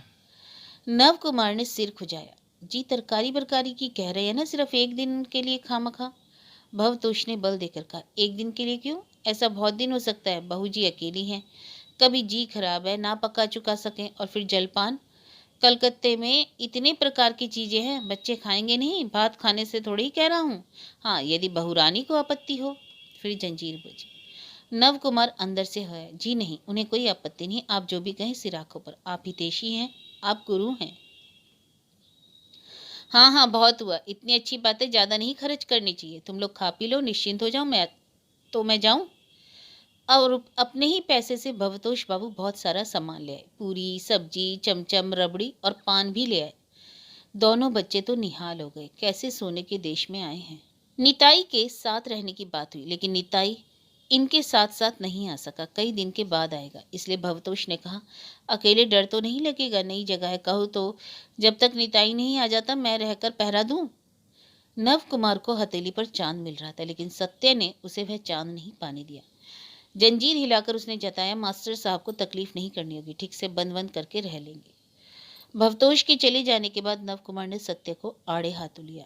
जो सदा कहा करता है वही बोला, हर बात में दुस्साहस, भगवान ने तुम्हें मर्द ना बनाकर औरत क्यों बनाया हूं, यही सोचता हूं। सत्य इस पर हंस पड़ी और जी खोलकर अपनी उस खुली हंसी की आवाज उसके अपने ही कानों को अनचाही और अनजानी सी लग रही थी। वह बोली, फिक्र की क्या पड़ी है, ईश्वर ने तुम्हें तो मर्द बनाकर जन्म दिया है, दूसरे के भरोसे कैसे चलेगा, 12 महीने दूसरा कोई तो नहीं कर देगा, शुरू में ही अपने पाँव पर खड़े होने की कोशिश करनी चाहिए। सांझ के अंधेरे में चिराग की टिम टिम रोशनी में सत्य को वह ढांढस मिला था और सुबह की इस हीरक जोत में नहीं मिलेगा। सत्य ने कमर में फेंटा बांधा और कामकाज में जुट गई, उतर पड़ी अपने नए जीवन संग्राम में। यह गृहस्थी उसकी अपनी है, अपने साँचे हैं, अपने सपने जैसा, जैसा वह चाहती थी इसे गढ़ेगी।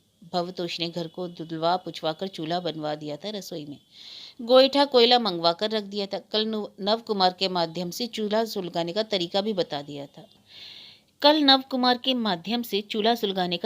बता दिया था। उसी तरीके से चूल्हे में आंच देते हुए एकाएक सत्य को बड़ा अजीब सा लगा। यहाँ जैसे चाहे कर सकती है वह, कोई टोकने वाला नहीं, रोकने वाला नहीं। कैसी अनोखी अनुभूति, कैसा अनोखा सुख। इस सुख के ख्याल से तो आज़ादी की लड़ाई सत्य ने लड़ी नहीं थी।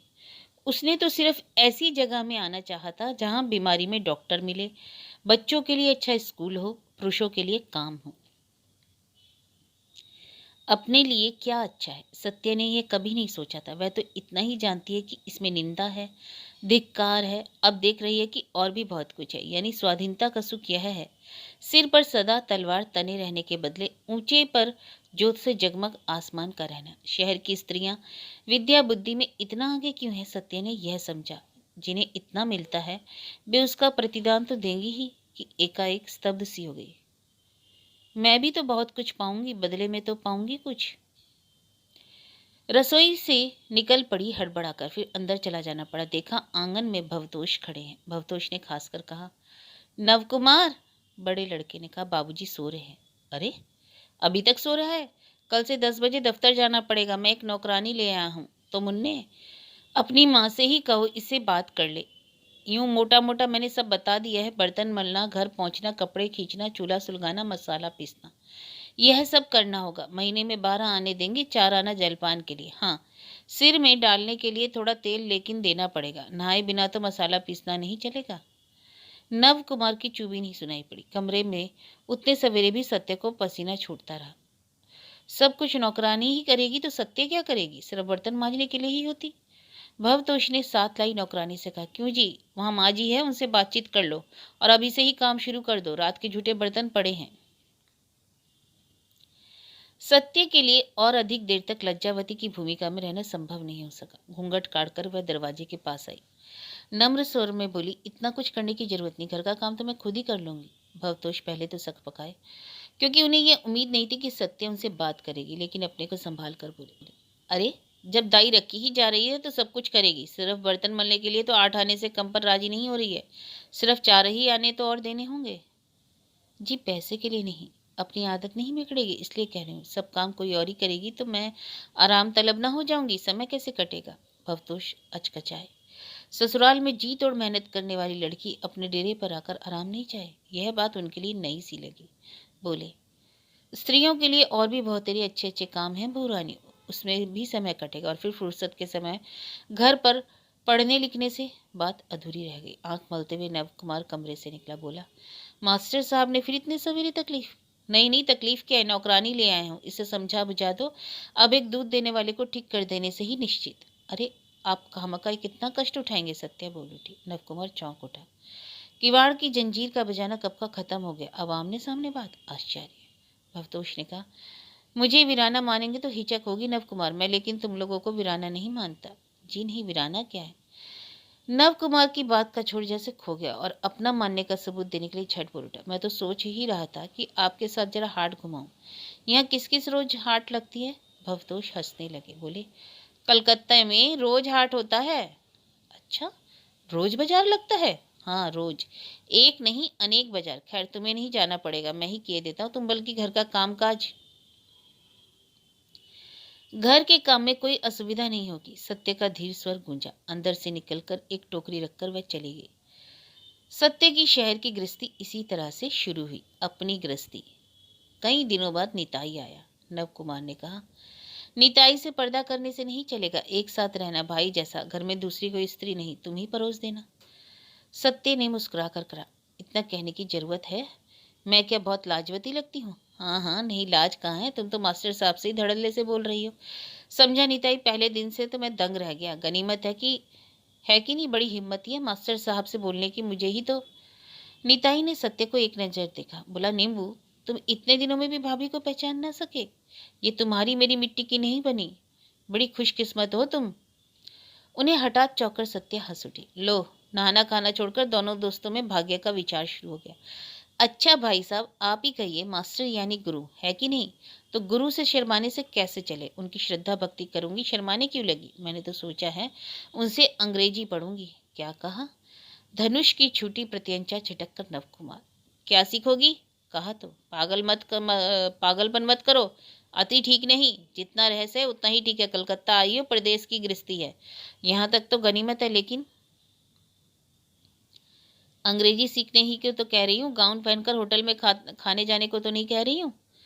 कौतुक की हंसी से सत्य की जुड़ी भौएं नाच उठी, खिला हुआ चेहरा लाल हो उठा। निताई की ओर देखते हुए बोली, आपके मित्र की हर बात में डर है। घर बैठ पढ़कर यदि कोई थोड़ी सी ज्ञान विद्या हासिल हो जाए तो इसमें दोष क्या है कि मल्लेच्छ अक्षरों को छूने से भी जात जाएगी? नव कुमार ने गंभीर होकर कहा, वैसा ही समझो, जो भी हो, चाहे हिंदू स्त्री हो ना, और आप हिंदू पुरुष नहीं। मर्दों की बात जुदा है, जुदा कुछ नहीं, धर्म के लिए सब समान है। और यदि जात जाने की कहो, सत्य के चेहरे पर फिर कौतुक की चमक है, तो वह कब की जा चुकी है। दोनों ही एक साथ मित्रों के मुंह का हा हो गए, मुंह बंद करना वे भूल गए। सत्य मुस्कुराती रही। थोड़ा सजग होने पर नव कुमार ने कहा, अंग्रेजी पढ़ी है तुमने? थोड़ी थोड़ी, अपनी कोशिश से जितनी बन सकती है। तुम्हारी तो किताबें घर पर ही थी ना। अजीब है, निताई के गले से सिर्फ इतना ही निकला। क्यों भाई साहब, मेरा पकाया तो चलेगा ना, कि जात गई हुई हाथ का खाना नहीं खाएंगे आप? बात नहीं, चीत नहीं।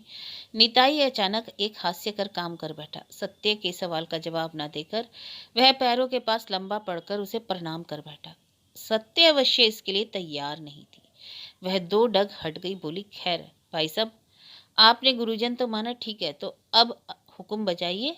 आपको तो अभी 2 दिन की छुट्टी है, नहा लीजिए और अपने भतीजों को स्कूल में दाखिल तो कराइए। क्या दिन हो गए हैं, ये सिर्फ खेल खा रहे हैं और इसीलिए इतना हंगामा करके कलकत्ता आया गया है। काल की बही से कई एक पन्ने बाएं से दाएं आ गए। इस तरह बहुत दिन बीत गए।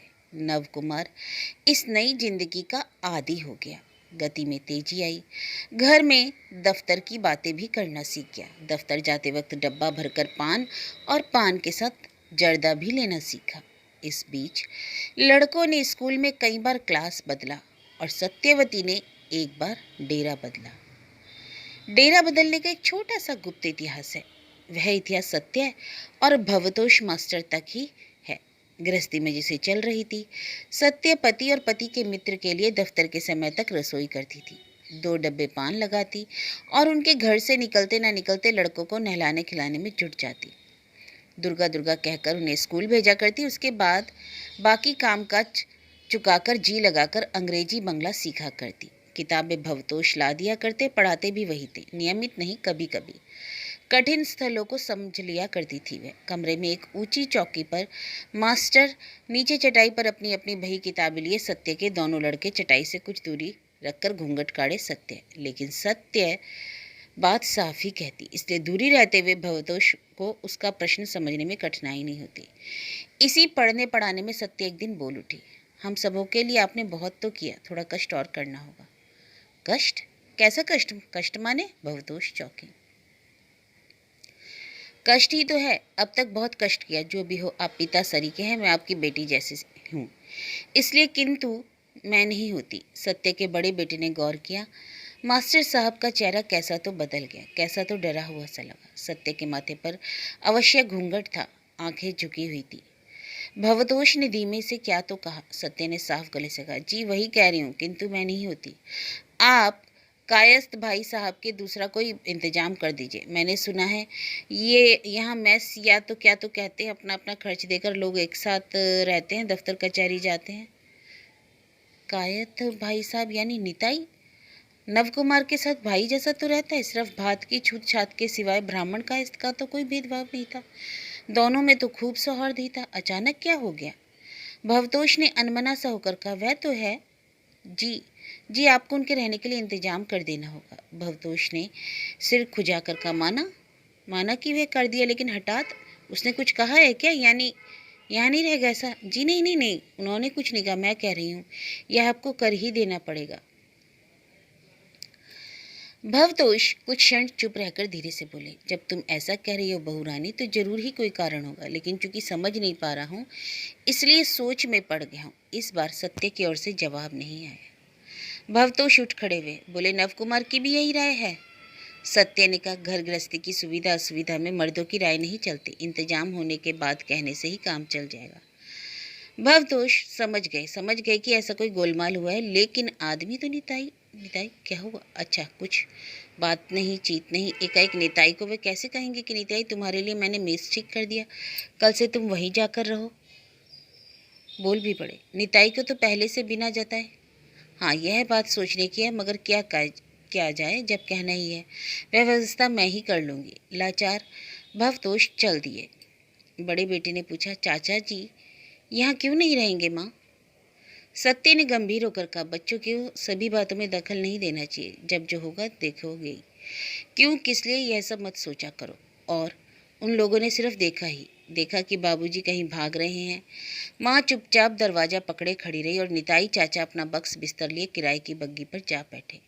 भाव कुछ ऐसा थमथम सा था कि कुछ पूछने की हिम्मत ही नहीं हुई। हिम्मत पहले नवकुमार की भी नहीं हुई, इसलिए वह सवेरे से भागता फिर रहा था। काफी रात होने पर घर लौटा। चोर की तरह चुपचाप ताककर निताई के कमरे की तरफ देखा। दरवाजे पे जंजीर चढ़ी थी। कलेजा धक से कर उठा। लगा उसके अंतर नाम की जगह में भी मानो वैसे ही जंजीर लगा है। दरवाजा मुंह पर लटकाए खड़ा है। वह दरवाजा अब शायद कभी नहीं खुलेगा। इसी बंद कमरे में नवकुमार का बहुत सा सुख, बहुत सा आनंद रह गया। ईश्वर जाने सत्य को अचानक यह धुन क्यों सवार हुई। यह भी तो नहीं अच्छा लगता कि निताई के किसी व्यवहार से वह नाराज हुई है। उसने अपनी आंखों से कल देखा, रसोई में निताई को की थाली परोसते हुए सत्य की आंखों से टप टप आंसू टपक रहा था। यह भी गौर किया, निताई को जो जो चीजें पसंद है आज कई दिनों से वह वही सब पकाती रही, तो हिसाब मिलता कहाँ है? क्या वह खर्च वर्च की सोच रही है? लेकिन खर्च तो निताई देकर ही रहता है। उधेड़ बुन में ही रहना पड़ा। सत्य से ठीक ठाक जवाब नहीं मिलता। उसने कहा, यह तो अच्छी ही व्यवस्था हो रही है। दोनों जून सामने परोसी हुई थाली मिलती रहेगी तो भाई साहब को अपनी स्त्री लाने की कोशिश ही नहीं रहेगी। नवकुमार झुंझला उठा था। अपनी स्त्री की बात वह समझेगा, वह कोशिश करनी ही होगी। इसका भी कोई माने है? गांव भर की बहुएं क्या तुम्हारी ही तरह परदेश जाने को पाँव उठाए बैठी हैं?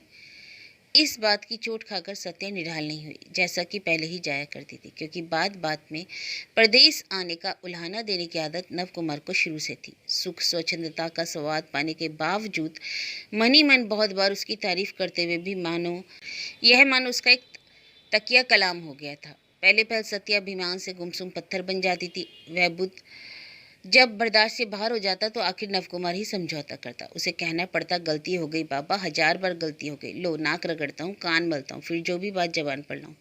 मजाक भी नहीं समझती, यही आश्चर्य। मजाक कह कह के नवकुमार ने उसे सहने का आदी बना दिया। अब ऐसा ही होगा। सत्य इसकी परवाह ही नहीं करती, उस रोज भी ना की।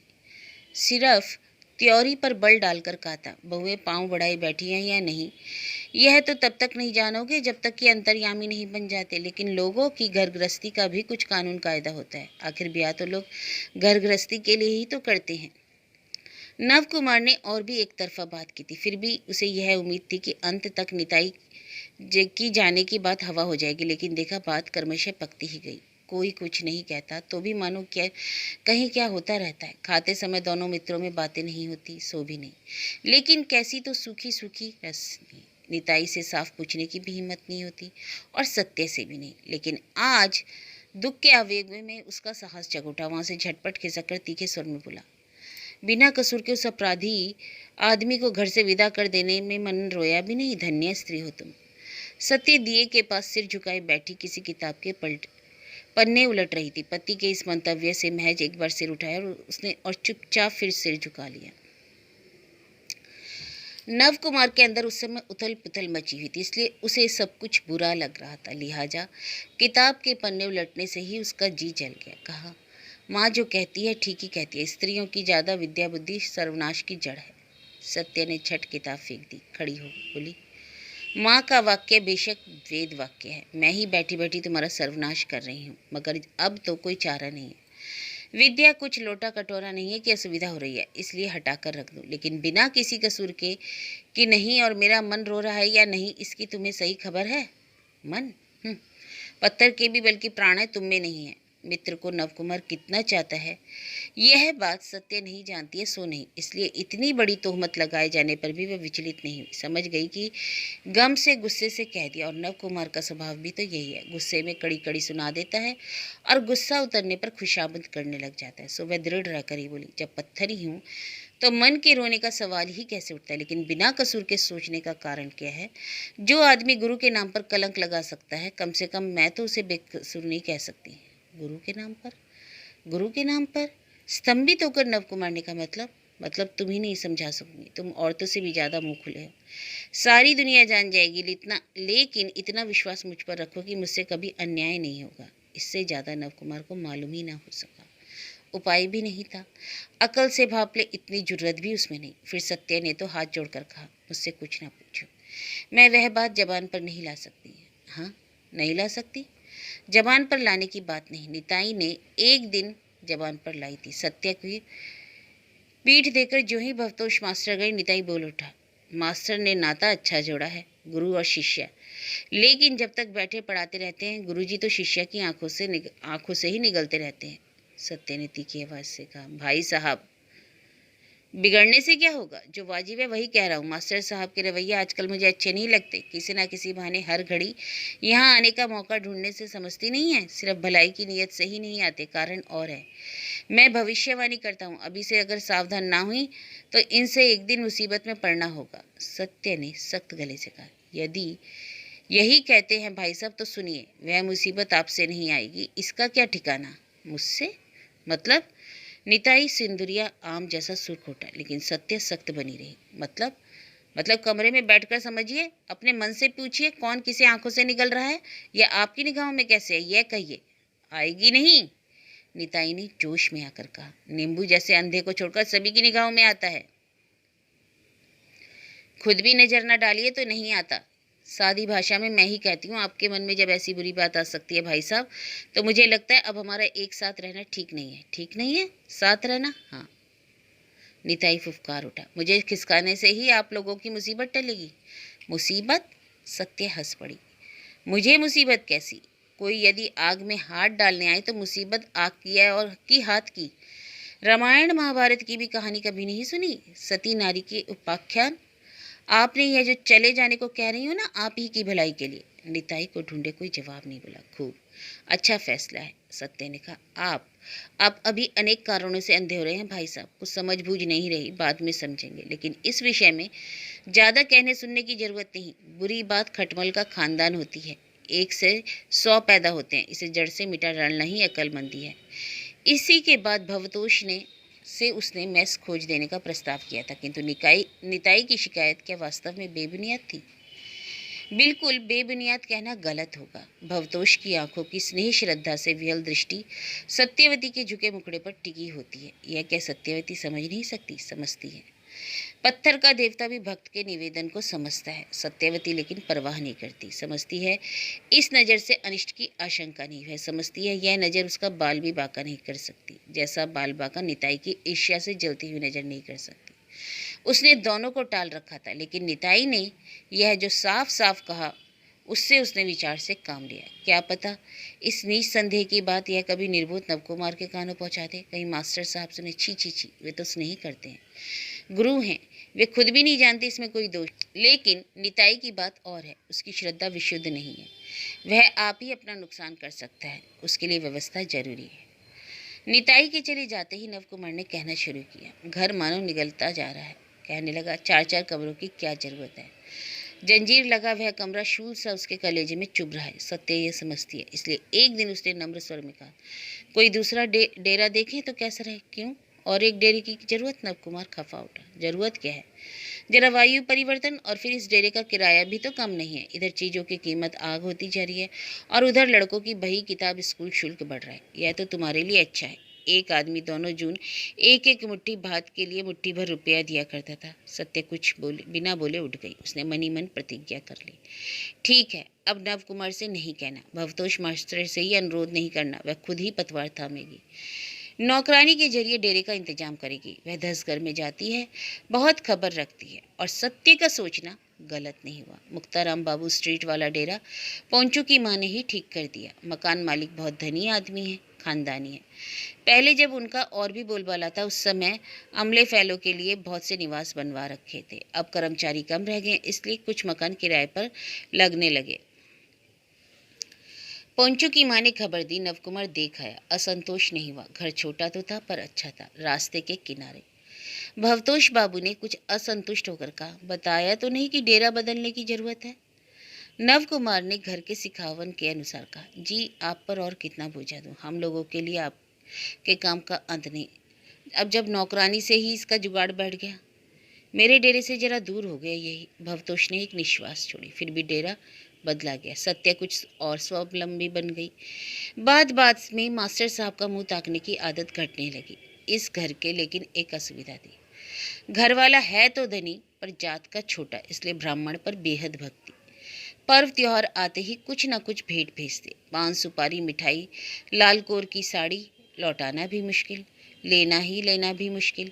कहना शर्म की बात। नवकुमार लेकिन शर्म क्यों नहीं कहता। कहता इसमें इतना किंतु परंतु की कहावत है, लाख भी हो तो भी ब्राह्मण तो भिखमंगा होता है। इस पर ये लोग सुनार बनिए हैं। ब्राह्मण को दान देकर तो पुण्य ही कमा रहे हैं, तो क्या बदले में हम तो कुछ नहीं दे पाते। लेने से मेरा शर्म सिर से झुक जाता है।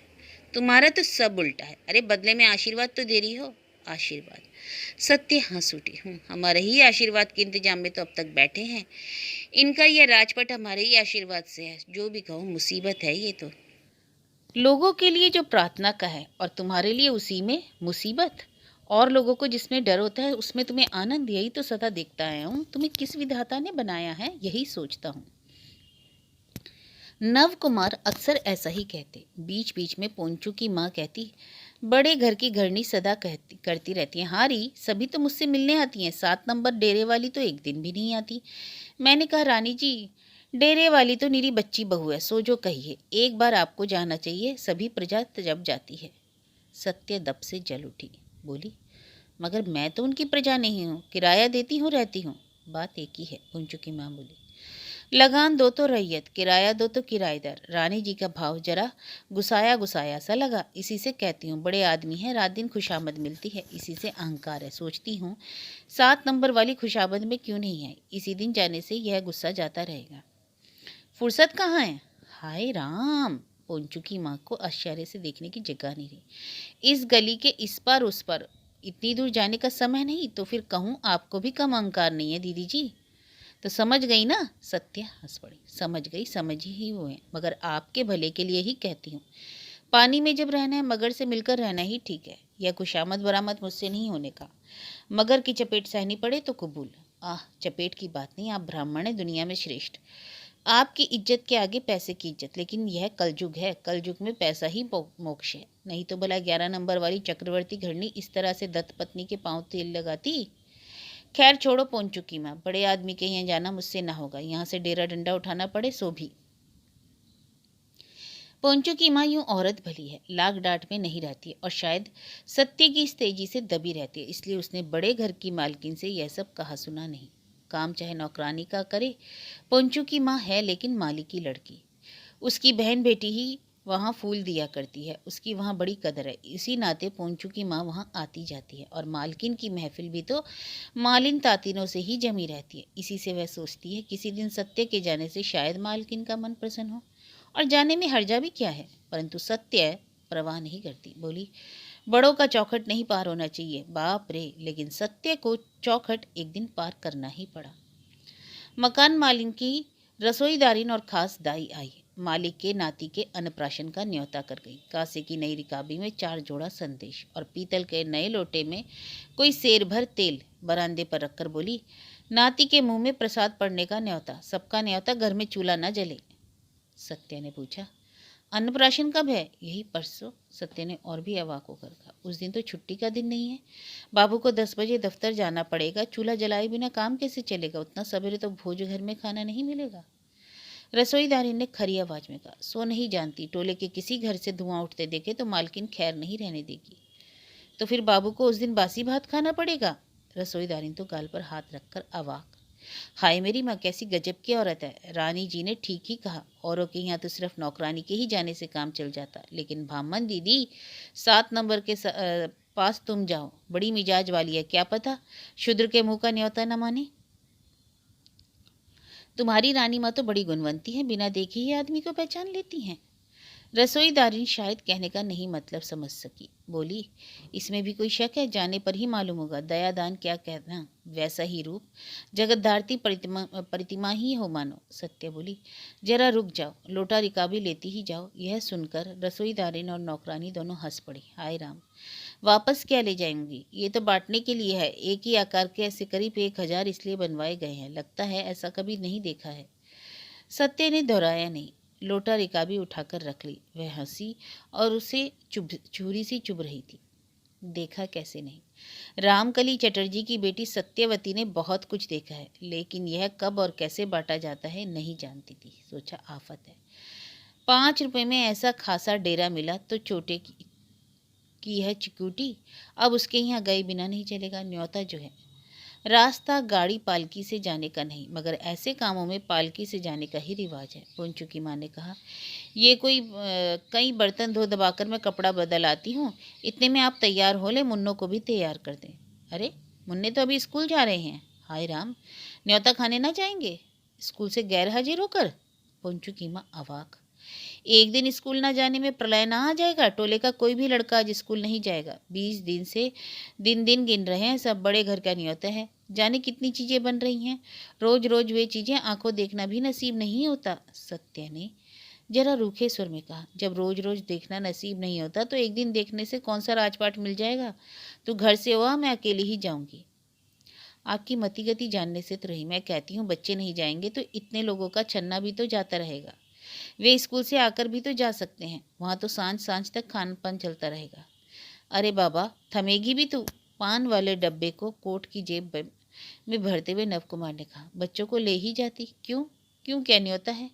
नहीं, बड़ों के यहाँ जाना ही जाना है। ठीक है, बच्चों की बुद्धि वहाँ इतनी शान शौकत देखकर अपने को तुच्छ समझना सीखेगा।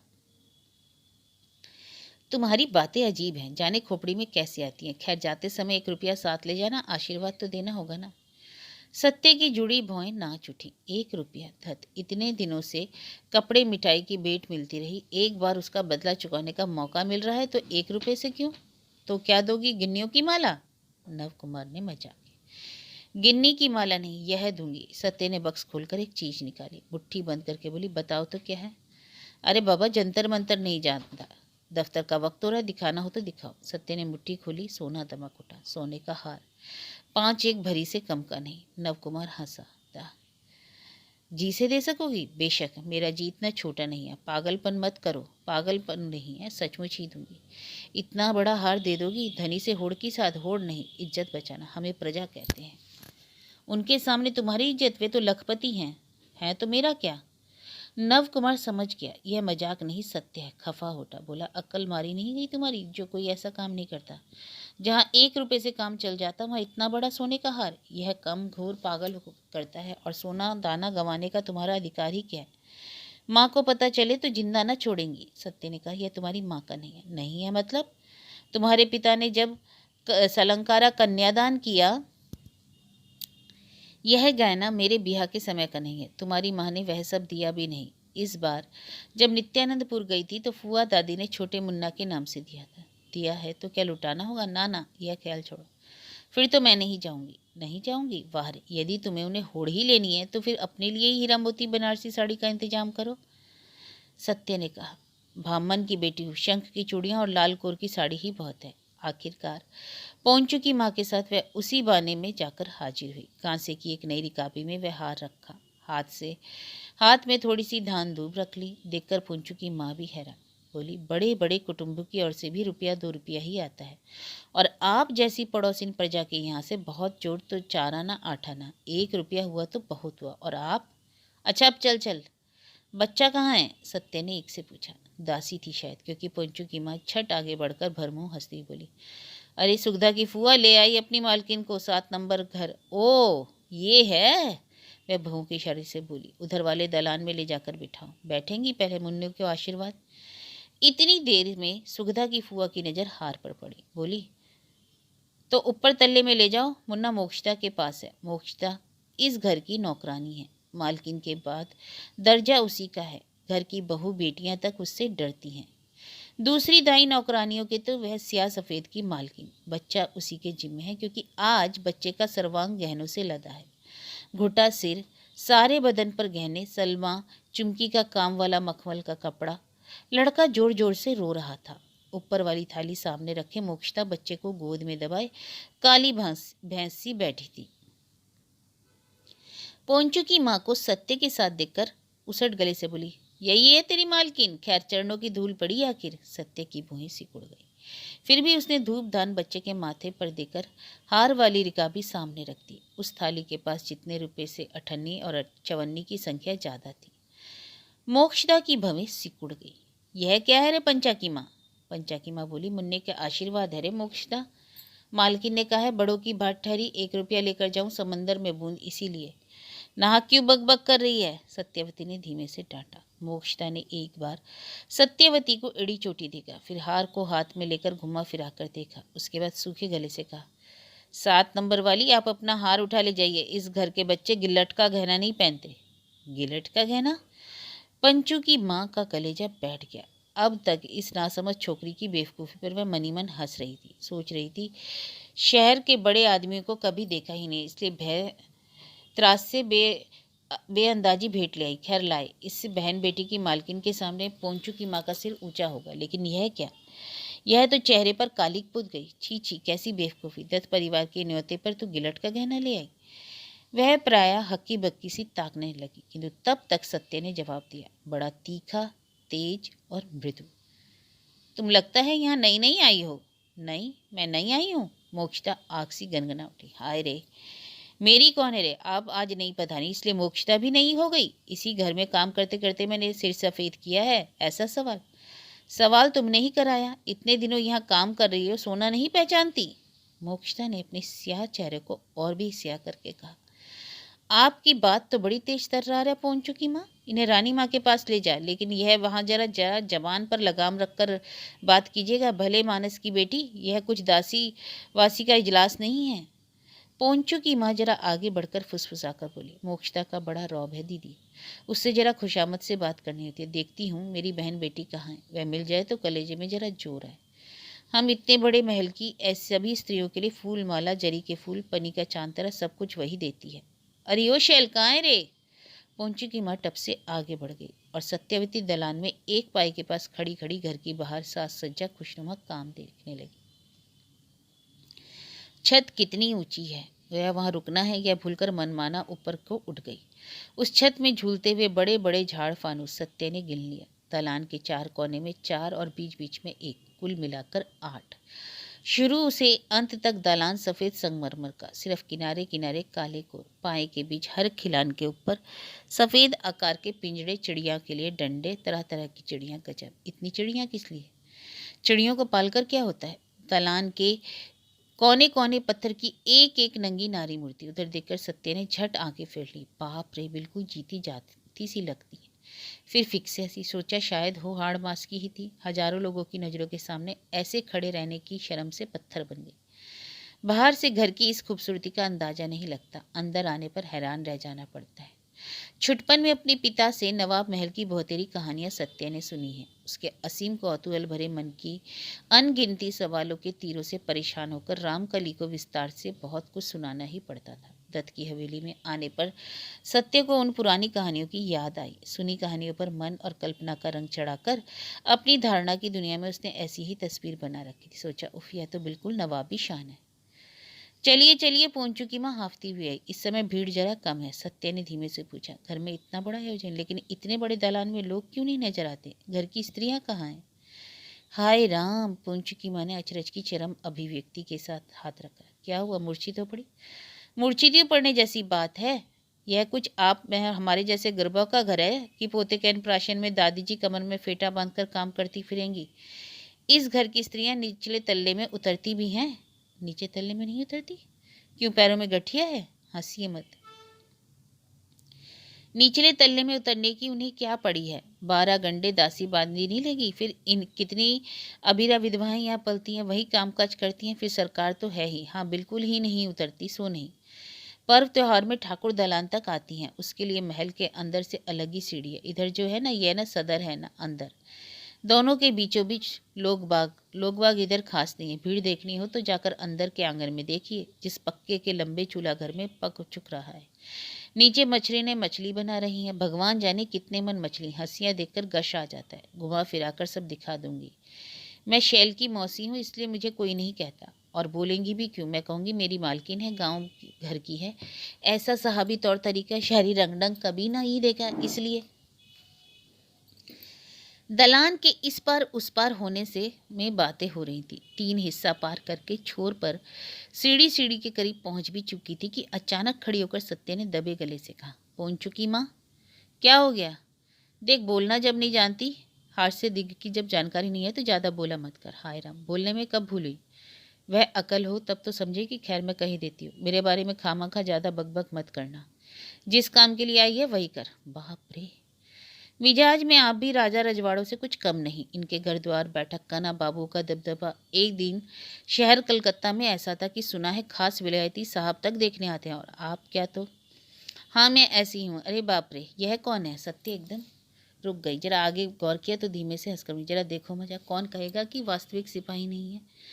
पंचू की माँ ने जरा गौरव का अनुभव किया। खैर, घमंडी को समझ आई, माना कि अवाक हुई। सीढ़ी से ऊपर उठने की ऐन जगह पर कंधे पर बंदूक लिए जो सिपाही वीर ढंग से खड़ा था, उसे देखकर पहले दिन पोंचू की माँ भी गड़बड़ाकर 10 कदम पीछे हट आई थी और नाम जपने लगी थी। यह देखकर शैल की हंसी मत पूछो। पोंचू की माँ को वही हंसी हंसने को जी चाह रहा था, लेकिन औरत यह बड़ी बदमिजाज है, इसी से हिम्मत नहीं पड़ी। सिर्फ मुस्कुराकर बोली, देख लीजिए, जितना देखेंगी उतनी ही हैरान रह जाएंगी। इनके एक कुटुंब के यहाँ सौगात लेकर गई थी, कहूँ तो यकीन नहीं करेंगी। उनके बगीचे में फुआरे के पास ऐसी एक औरत खड़ी है कि देखकर शर्म के मारे जीभ काटकर भाग जाना पड़ता है। मैं तो बोल भी पड़ी, ऐसे बड़े आदमी के यहाँ बेवस्त्र होकर नहाने क्यों आई है? सफ़ेद संगमरमर की बनी थी। मैंने समझा मेम बाई जी होंगी।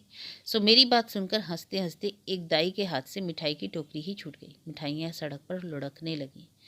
सत्य ने लेकिन हंसी के इस नाटक में हिस्सा नहीं लिया। जरा सख्त गले से कहा, वैसी मूर्तियों की यहाँ भी तो कमी नहीं देख रही हूँ। मुझे भी तो शर्म से जीभ काटनी पड़ी। यही शहर के बड़े लोगों के घर की बाहर है इनकी रुचि की बलिहारी। पैसे हैं, देवी देवता की मूर्ति बनवा कर लगाई है? नहीं, यह है असभ्यता। बाप बेटा, माँ बेटी के साथ इधर से जाना आना नहीं पड़ता? शर्म नहीं लगती? पोंचू की माँ सत्यवती के निर्बोध नीति ज्ञान पर परितृप्ति की हंसी हंसकर बोली, आखिर यह सब कुछ 200 लोगों को किया तो नहीं है? यह सब खास विलायत के साहब कारीगरों की बनाई हुई है। इसकी कदर ही कुछ और है। अच्छा, खैर, कदर के नमूने तो खूब देख लिए। अब चल तो न्योता पुरकर घर पहुंचे, जान बचे। सीढ़ी पर चढ़ते चढ़ते पोंचू की माँ ने फिस फिस करके कहा, कहने से आप सुनेंगी तो नहीं, फिर भी अपना फर्ज अदा करूं। आप लाख ब्राह्मण की बेटी हैं, पर मालकिन को जरा आदर मान दीजिएगा। उन्हें तो जुड़े हाथी देखने की आदत है। इसका व्यतिक्रम देखकर नाराज हो जाएंगे। सत्य ठिठक गई। वैसे ही तीखे गले से कहा, जरा दिखा ही दे, जुड़े हाथ कैसे करने होंगे, या कि गले में आंचल डालूं? धन्य है पैसे की महिमा। अरे मैं पूछती हूँ, इतना जो इन लोगों का स्रोत पड़ती है, तेरी हालत कब सुधरेगी? बर्तन मलकर जो पेट पालती है, हाय भगवान के सामने जोड़कर आदमी जैसे आदमी को जोड़ा कर पैसे के सामने क्यों मरने जाती है? सत्य बुद्धिमती है, फिर भी सत्य निरी ना समझ है। उसने जिस मरने की बात कही, वह मरना क्या सिर्फ पोंचे की माँ का है? वैसा मरने कौन नहीं जाता? उस मरण सागर में कौन नहीं डूबना चाहता? नहीं तो चक्रवर्ती की बीवी दत्त धरनी के पैरों हरदम तेल लगाती।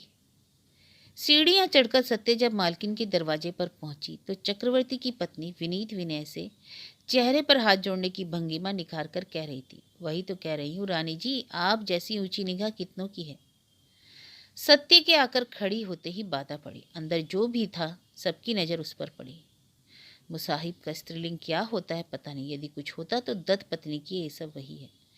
वही सवेरे से, यानी जब से दत्त पत्नी सभा लगाए बैठी हैं तब से ये सब उन्हें घेरे बैठी हैं और चाटुकारिता की होड़ लगाए हैं। काम काज के दिन दत्त पत्नी ऐसे ही जमकर बैठती है, या दूसरे बड़े लोगों की पत्नियां भी बैठती हैं चाटुकारों से घिरी घिराई। जो आम तीताएं आती हैं भोजन के पत्तल पर बैठने से पहले एक एक दो दो करके आकर भेंट कर जाती हैं। ये आदमी पहचान कर वचन के मुताबिक बात करती हैं। यहाँ भी आज वही पर्व चल रहा था। सत्य ने सारे दृश्य पर एक बार नजर फेर ली। देखा, बड़ा सा चौकोर कमरा, सतह शतरंज के खानों सी, सादे काले चौकोर पत्थरों की, समूची दीवार पर कालापन लिए हुए एक हरा रंग, नीचे से 3 एक हाथ ऊंचाई पर एक पचरंगा नक्शा, छत से झूलते झाड़ फानूस, खिड़की दरवाजे बेहद चौड़े और ऊंचे, उनमें खड़खड़ी वाले पड़ले, नीचे फीके नीले रंग की कांच, दीवार के किनारे किनारे अलमारी, मेज, स्टैंड वाला विशाल आईना, खड़े आकार की घड़ी, अलमारी के सामने मेज पर दीवार के ब्रैकेट में तरह तरह के खिलौने, टाइम पीस, फूलदान, ऊंचाई पर दीवार में तैलचित्र। इतना बड़ा कमरा, तमाम चीजों से भरा। कमरे के ठीक बीच में एक पलंग, पलंग की गद्दी प्रायः 1 हाथ मोटी, धप धप धुली एक साफ चादर गद्दी के नीचे डालकर तनी हुई सी बिछाई। उसी पलंग पर चारों तरफ तकिया डाले घर की बड़ी मालकिन सफेद हाथी जैसा शरीर लिए बैठी थी। बड़ी मालकिन विधवा है, यह सत्य को मालूम ना था, मगर यह कैसी विधवा? सत्य के मन में जोरों का प्रश्न। कैसा साज श्रृंगार! दर्शकों की दृष्टि को दुखाने वाली चंद्रकोणा की बारीक सफेद साड़ी, उसके आंचल के कोने में कुंजियों का झब्बा, सामने का बाल अल्बर्ट फैशन का, पीछे बरी जैसा खोपा, हाथ का निचला हिस्सा खाली, वहां पर खाटी सोने के मोटे मोटे प्लेन तागे, गले में हार की लड़ियां, पास में चांदी के डब्बे में पान।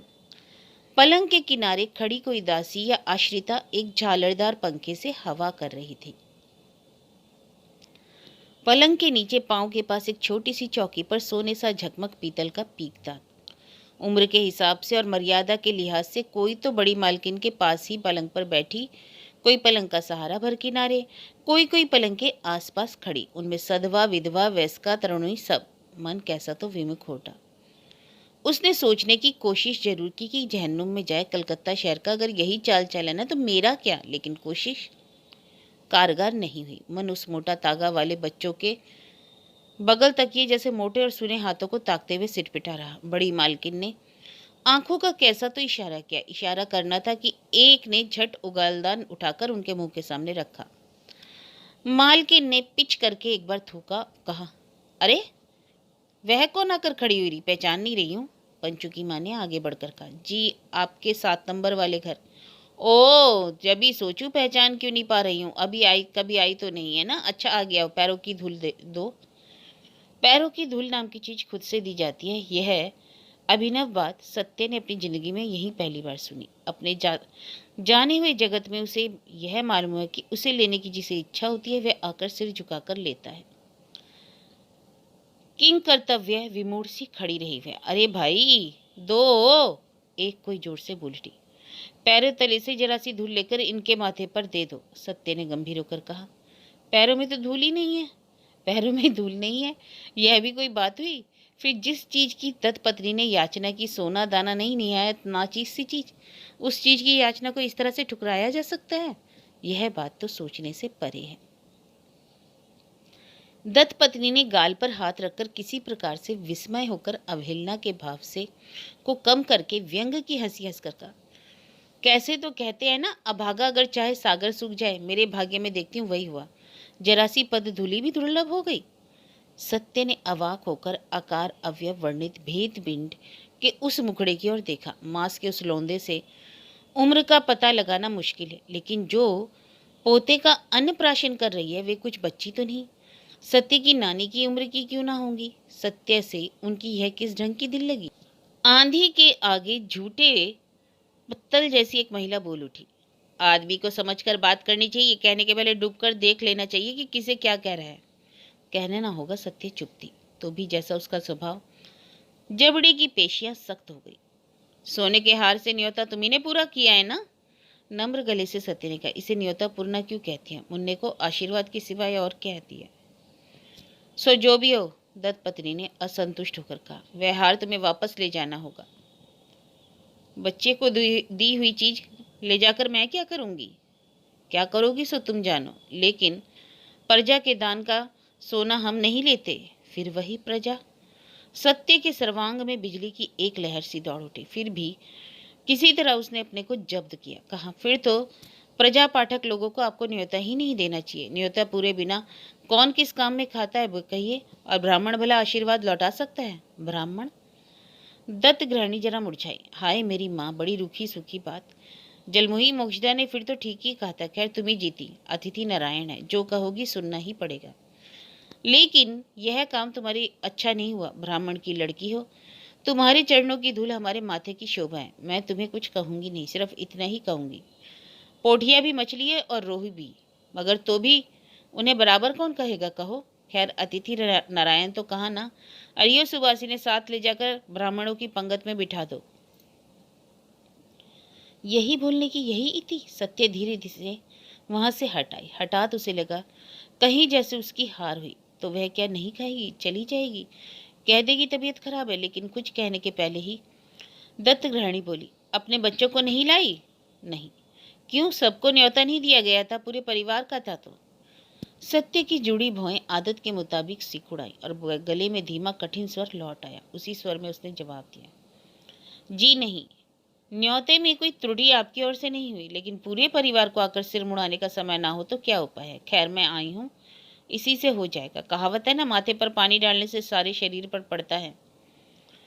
कमरे में जो भी थी 7 नंबर वाली की ऐसी हिमाकत की बात सुनकर दंग रह गई, और भाव विहीन उस भेद पिंड में एक कठोर भाव का कौतुक निखरा। वह भी आखिर दत्त परिवार की बड़ी मालकिन ठहरी, सो अपने को संभाल कर बोली, भामन दीदी की बातों की कसावट तो खूब है, पढ़ी लिखी है। क्यों? बहुत अच्छा। इसके पहले देखा तो नहीं था ना, देखकर बड़ी खुशी हुई। खैर अच्छी तरह खाओ और बच्चों के लिए छन्ना ले जाना। सुवास या कौन थी, सत्य उसके साथ चली जा रही थी कि मुंह फेर कर खड़ी हो गई। तीखी हंसी हंसकर बोली, मैं गंवई गांव की लड़की हूँ, शहरों के तौर तरीके नहीं जानती। न्योता देकर अपने ही यहाँ अपमान करना ही क्या कलकत्ता का रिवाज है? हाय राम, ये कैसी बात? दत्त पत्नी के दूध से सफेद मुखड़े पर भी स्याही सी पुत गई। लड़खड़ाकर बोली, तुम लोग श्रेष्ठ कुलीन हो, सभी ब्राह्मणों में श्रेष्ठ, जिसे जात घेउवन कहते हैं, तुम्हारा अपमान करे, इतनी मजाल किसमें है भामन दीदी? यदि भूल चुक हुई हो तो अपने गुण से माफ करके मेरे मुन्ने को आशीर्वाद देती जाओ। सत्य ने स्थिर स्वर में कहा, आशीर्वाद तो हर हमेशा ही करूंगी, किंतु मुझे जरा जल्दी फुर्सत देनी होगी, जल्दी है। शूद्र के यहाँ ब्राह्मण का भोजन, दोपहर में मोटी मोटी कुछ पूरियां, कोहड़े की अलौनी तरकारी, तला हुआ अलोना बैगन, हाँ मिठाइयाँ हैं, दही है, खीर है। सत्य के लिए कोई भी खिंचाव का ना था, तो भी खाकर दाप मिटाकर उसने पोंचू की माँ की तलाश की, मगर कहाँ पोंचू की माँ? वह तो ढप की महफिल में जा बैठी। 3 तल्ले पर बड़े से हॉल में वह महफिल थी। पोते के अन्नप्राशन में ढप कीर्तन का इंतजाम किया है दत्त गृहिणी ने। ढप की महफिल में मांदा ने नकियाए सुर में किसी गीत का श्री गणेश कर दिया। पंचू की माँ की खोज में उसकी बहन बेटी शैल आई। मैला रंग, पहनावे में काली फीताकोर की साड़ी, सफेद धबधब पतली मांग के दोनों और पत्ते की तरह चिकनाए बाल, बदन पर कहीं गहना नहीं तो भी लगता है खूब बनी ठनी हो। वह शायद उसकी साफ सुथरी बनावट की वजह से लगता है, या पान से रंगे होठों की वजह से। शैल ने सुना, अवाक हो गई। हाय राम, चली जाएंगी? ढप नहीं सुनेंगी? नहीं। ताज्जुब, सुनने के लिए लोग जान देते हैं और आपकी ऐसी उपेक्षा। शायद सोचती हूँ कि सुनने से कुछ देना पड़ेगा, लेकिन चाहे दीजिए ना दीजिए, यह आपकी इच्छा पर है। तुम पोंचू की माँ को बुला दोगी? बाप रे, देती हूँ, बुला देती हूँ। मौसी ठीक ही कह रही थी। सुनो, अपनी मौसी से कहो एक बारगी एक पालकी ही बुलाती है। पालकी? हाय मेरी माँ। शैल पान लगे होठ को अजीब से ढंग से बिचकाकर उधर चली गई। तीखे और महीन गले की गीत यहाँ में सुनाई पड़ रहा था, यहीं से क्या मोहल्ले के हर घर में सुनाई पड़ रहा था। सुर के लिए उतना नहीं, गले के लिए मांदा मशहूर है। धार वाला सुरीला गला गीत बंद होने पर भी हवा में गूंजता है। सत्य ने कभी ढप कीर्तन नहीं सुना। बचपन में सजले दादाजी के साथ कभी कभी हरी सभा में कीर्तन सुनने जाया करती थी। यह और तरह का था, उसमें गीत से ज्यादा झाल मृदंग की कसरत थी। और भी छोटी थी तो पिताजी के साथ या कहीं काली कीर्तन सुनने गई थी। कुछ कुछ याद आता है, फिर कहाँ। बरईपुर में पान की खेती बहुत है, गान की नहीं। आज अगर मिजाज इतना बिगड़ नहीं गया होता तो शायद सत्य 2 घड़ी कीर्तन सुन जाती। नहीं हुआ, मन माथा ऐसा हो गया। अपने घर के छज्जे से खड़ी होकर सुनने की कोशिश की, सिर्फ सुर के सिवा और कुछ भी पल्ले नहीं पड़ा। एक निश्वास छोड़कर छज्जे से हट आई वह। निश्वास गीत नहीं सुन पाने का नहीं था, उसका कारण दूसरा था। दुनिया में पैसे की प्रधानता और पैसे की गर्मी देखकर उसका मन उदास हो गया था। कैसा अजीब है यह कलकत्ता शहर। इसी शहर की छुटपन से वह ख्वाहिश करती आई है। उदास बैठी बैठी उसने यह भी सोचा, एक ही घर को देखकर, एक ही आदमी के रवैये को देखकर ऐसी निराश क्यों हो रही हूँ मैं। इतनी बड़ी पुरी में कितने तो लोग हैं, कितना रंग ढंग। इसी शहर में राजा राममोहन राय थे, विद्यासागर हैं, बंकिम चंद्र हैं, ठाकुरबाड़ी के महर्षि देवेंद्रनाथ ठाकुर हैं, और भी कितने हैं। भवतोष मास्टर ने उन सब की जीवनी, उनकी मेहता की कितनी ही बातें सत्य को सुनाई, पर उन सबको भुलाकर सत्य दत्त ग्रहणी से कलकत्ता का विचार कर रही है। मन में यह सब कुछ झाड़ फेंक कर उठ खड़ी हुई। आज पोंचू की माँ नहीं आएगी, उसका भी काम खुद ही कर लेना होगा। खास कुछ कर भी नहीं पाई। दुमदाम करते हुए बच्चे स्कूल से लौटे। खूब न्योता खाया ना माँ, दोनों एक साथ बोल उठे। भीषण। सत्य हंस पड़ी, बोली हाँ सिर्फ भीषण, किंतु विभीषण। ले, स्कूल के ही कपड़े में सब कुछ फतह मत कर, मुंह हाथ धो। मिठाइयाँ हैं, खाजा गाजा इमरती हम सोचते सोचते आ रहे हैं। उनकी आवाज में असहिष्णुता थी। सत्य के मन में माया सी हो। लड़कों का हाल देख लो, तमाम दिन पढ़ना भूलकर खाजा गाजा की ताक में, लेकिन अभी माया से काम नहीं चलने का। बोली हाय राम, सपने देख रहे हैं क्या? वह सब कहाँ से लाऊं मैं? उन लोगों की ने इस पर ध्यान नहीं दिया। माँ का हाथ पकड़कर लटक गए। इस चालाकी से इस घर से छन्ना नहीं आया। छन्ना? सत्य का मायालू मुखड़ा कठिन हुआ। पूछा छन्ने की किसने कही? वाह, दफ्तर जाते हुए बाबूजी ने कहा था तेरी माँ कितना छन्ना लाएगी देखना। गलत कहा या मजाक किया होगा, लेकिन तुड़ू का मन मानने वाला ना था। वह बोला तुमने हमें खामखा ही स्कूल भेजा। आज कोई स्कूल गया है भला? टोले के उन लोगों ने भर भर कर पेट खाया और हर आदमी छन्ना भी ले आया, और हम सुना 16 प्रकार की मिठाइयाँ बनी थी। सत्य ने कहा ये कैसे जाना? दफ्तर जाते हुए यह भी कहा था? नहीं, बाबूजी को क्या मालूम, पंचू की माँ ने कहा। ओ, यानी तुम्हारे दिमाग में आज छन्ना की ही बात चक्कर काट रही है। चिचोरी की तरह छन्ना क्या लाना, चल घर में जो है खा ले। उम्र में बड़ा होने से क्या हुआ? तुड़ू मुन्ना से भोद हुए, इसलिए वह एकाएक कह उठा मुझे मुड़ी मुड़की नहीं चाहिए। पोंचू की माँ ने ठीक ही कहा है। आज अपनी ही बात से सिहर उठा वह, लेकिन सत्य चुप रहने देने वाली नहीं। वह जिरह में से सारी बातें पेट से निकाल लेने की कोशिश में लग गई। तुड़ू काट सा हो रहा, मगर मुन्ना बोल उठा पोंचू की माँ ने कहा है, एक दिन स्कूल से हर्ज क्या होता है, कौन सा राजलोप हो जाता है? ऐसे भोज से बच्चों को वंचित कर दिया। माँ है कि राक्षसनी? क्या कहा? फिर से तो कह। सत्य का मानो होशावास जाता रहा। अपने कानों पर से यकीन नहीं आ रहा था। आखिर यही हुआ? ऐसे बन रहे हैं उसके बच्चे? इन्हीं के लिए इतना हंगामा करके वहां आई? उसकी तो दिली ख्वाहिश थी कि उसके बच्चे सभ्य होंगे, सुसंस्कृत होंगे, लेकिन सत्य ने बच्चों को पीटा नहीं। सिर्फ एक बार कड़ाई से पूछकर चुप हो गई। चुप ही बैठी है। बच्चों ने मुड़ी मुड़की भी नहीं खाई। यह भी याद नहीं। वह सिर्फ सोचने लगी कि घर बाहर आफत। वह किस किस के चंगुल से बच्चों को बचाए। जरा देर में नवकुमार आया। आड़ी नजर से उसने एक बार सत्यवती के जलद गंभीर चेहरे को देख लिया। उसके बाद इशारे से मुन्ने को बाहर बुला ले गया। उससे पूछा कि सत्य को क्या हुआ। हाव भाव ठिकाने का नहीं। वह समझ में ना आने पर नव कुमार इसी तरह से पूछताछ कर लिया करता है। मुन्ने से ही पूछता है, ज्यादा करके जानता है। तुड़ू तो भोंदू है, ठीक से बता नहीं पाता। कारण सुनकर नव कुमार समझ नहीं सका कि मामूली सी बात पर इतना विचलित होने का क्या है। लड़कों ने तो माँ को राक्षस नहीं कहा, कहा है तो पंचू की माँ ने। सो अंदर जाकर सूखी हंसी हंसकर बोला हुआ क्या? सत्या उसी तरह बैठी रही, बोली नहीं। नवकुमार ने कहा बाप रे, सारी जिंदगी एक ही जैसी बीती तुम्हारे काट कठिन स्वभाव के लिए। लड़कों को इतनी सजा? स्कूल से उछलते कूदते लौटे कि बड़े घर का भला बुरा आज खाएंगे, और यहाँ फाके की सजा? बलिहारी फाके की सजा यानी? अरे हाँ, बच्चों को खाना नहीं दिया। पल में ही मन अंदर ही अंदर गलकर हाय हाय करने लगा। बच्चों को खाना दिए बिना बैठी है। गुस्से में ख्याल ही नहीं हुआ। देखती हूँ पोंचू की माँ ने निहायत बुरा नहीं कहा। नन्हे नादान है, नन्हे भले बुरे की समझ ही कितनी है, जबकि इनका इतना बड़ा बाप है, उनकी नजरों के सामने बड़े आदमी के घर के खाने की मोहमयी तस्वीर धर देता है। गुस्सा जाता रहा, मन में हाय हाय होने लगा। तो भी सत्य मुंह से ना हारी। गंभीर होकर बोली मामूली मुड़ी मुड़की ना ही दी तो क्या, बच्चों में खाना खाजा को की कहो, खूब पेट भरेगा। बोली तो जान बची। नवकुमार का डर बहुत कुछ गया।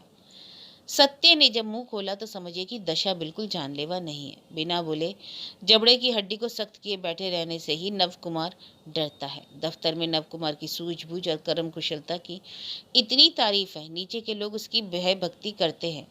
वहां तो अपने को आदमी सा लगता है, यहाँ आते ही जाने क्या हो जाता है, वही बेबसी। खैर, सत्य ने जवान खोली, हिम्मत बटोर कर बोला, वाह, भूख से तड़प गए हैं बेचारे। दफ्तर और स्कूल से लौटने पर जिस जोर से भूख लगती है जानता हूँ। यानी इस मौके से अपनी बात कह भी दी। अब गुस्सा किए रहना नहीं चल सकता। सत्या उठी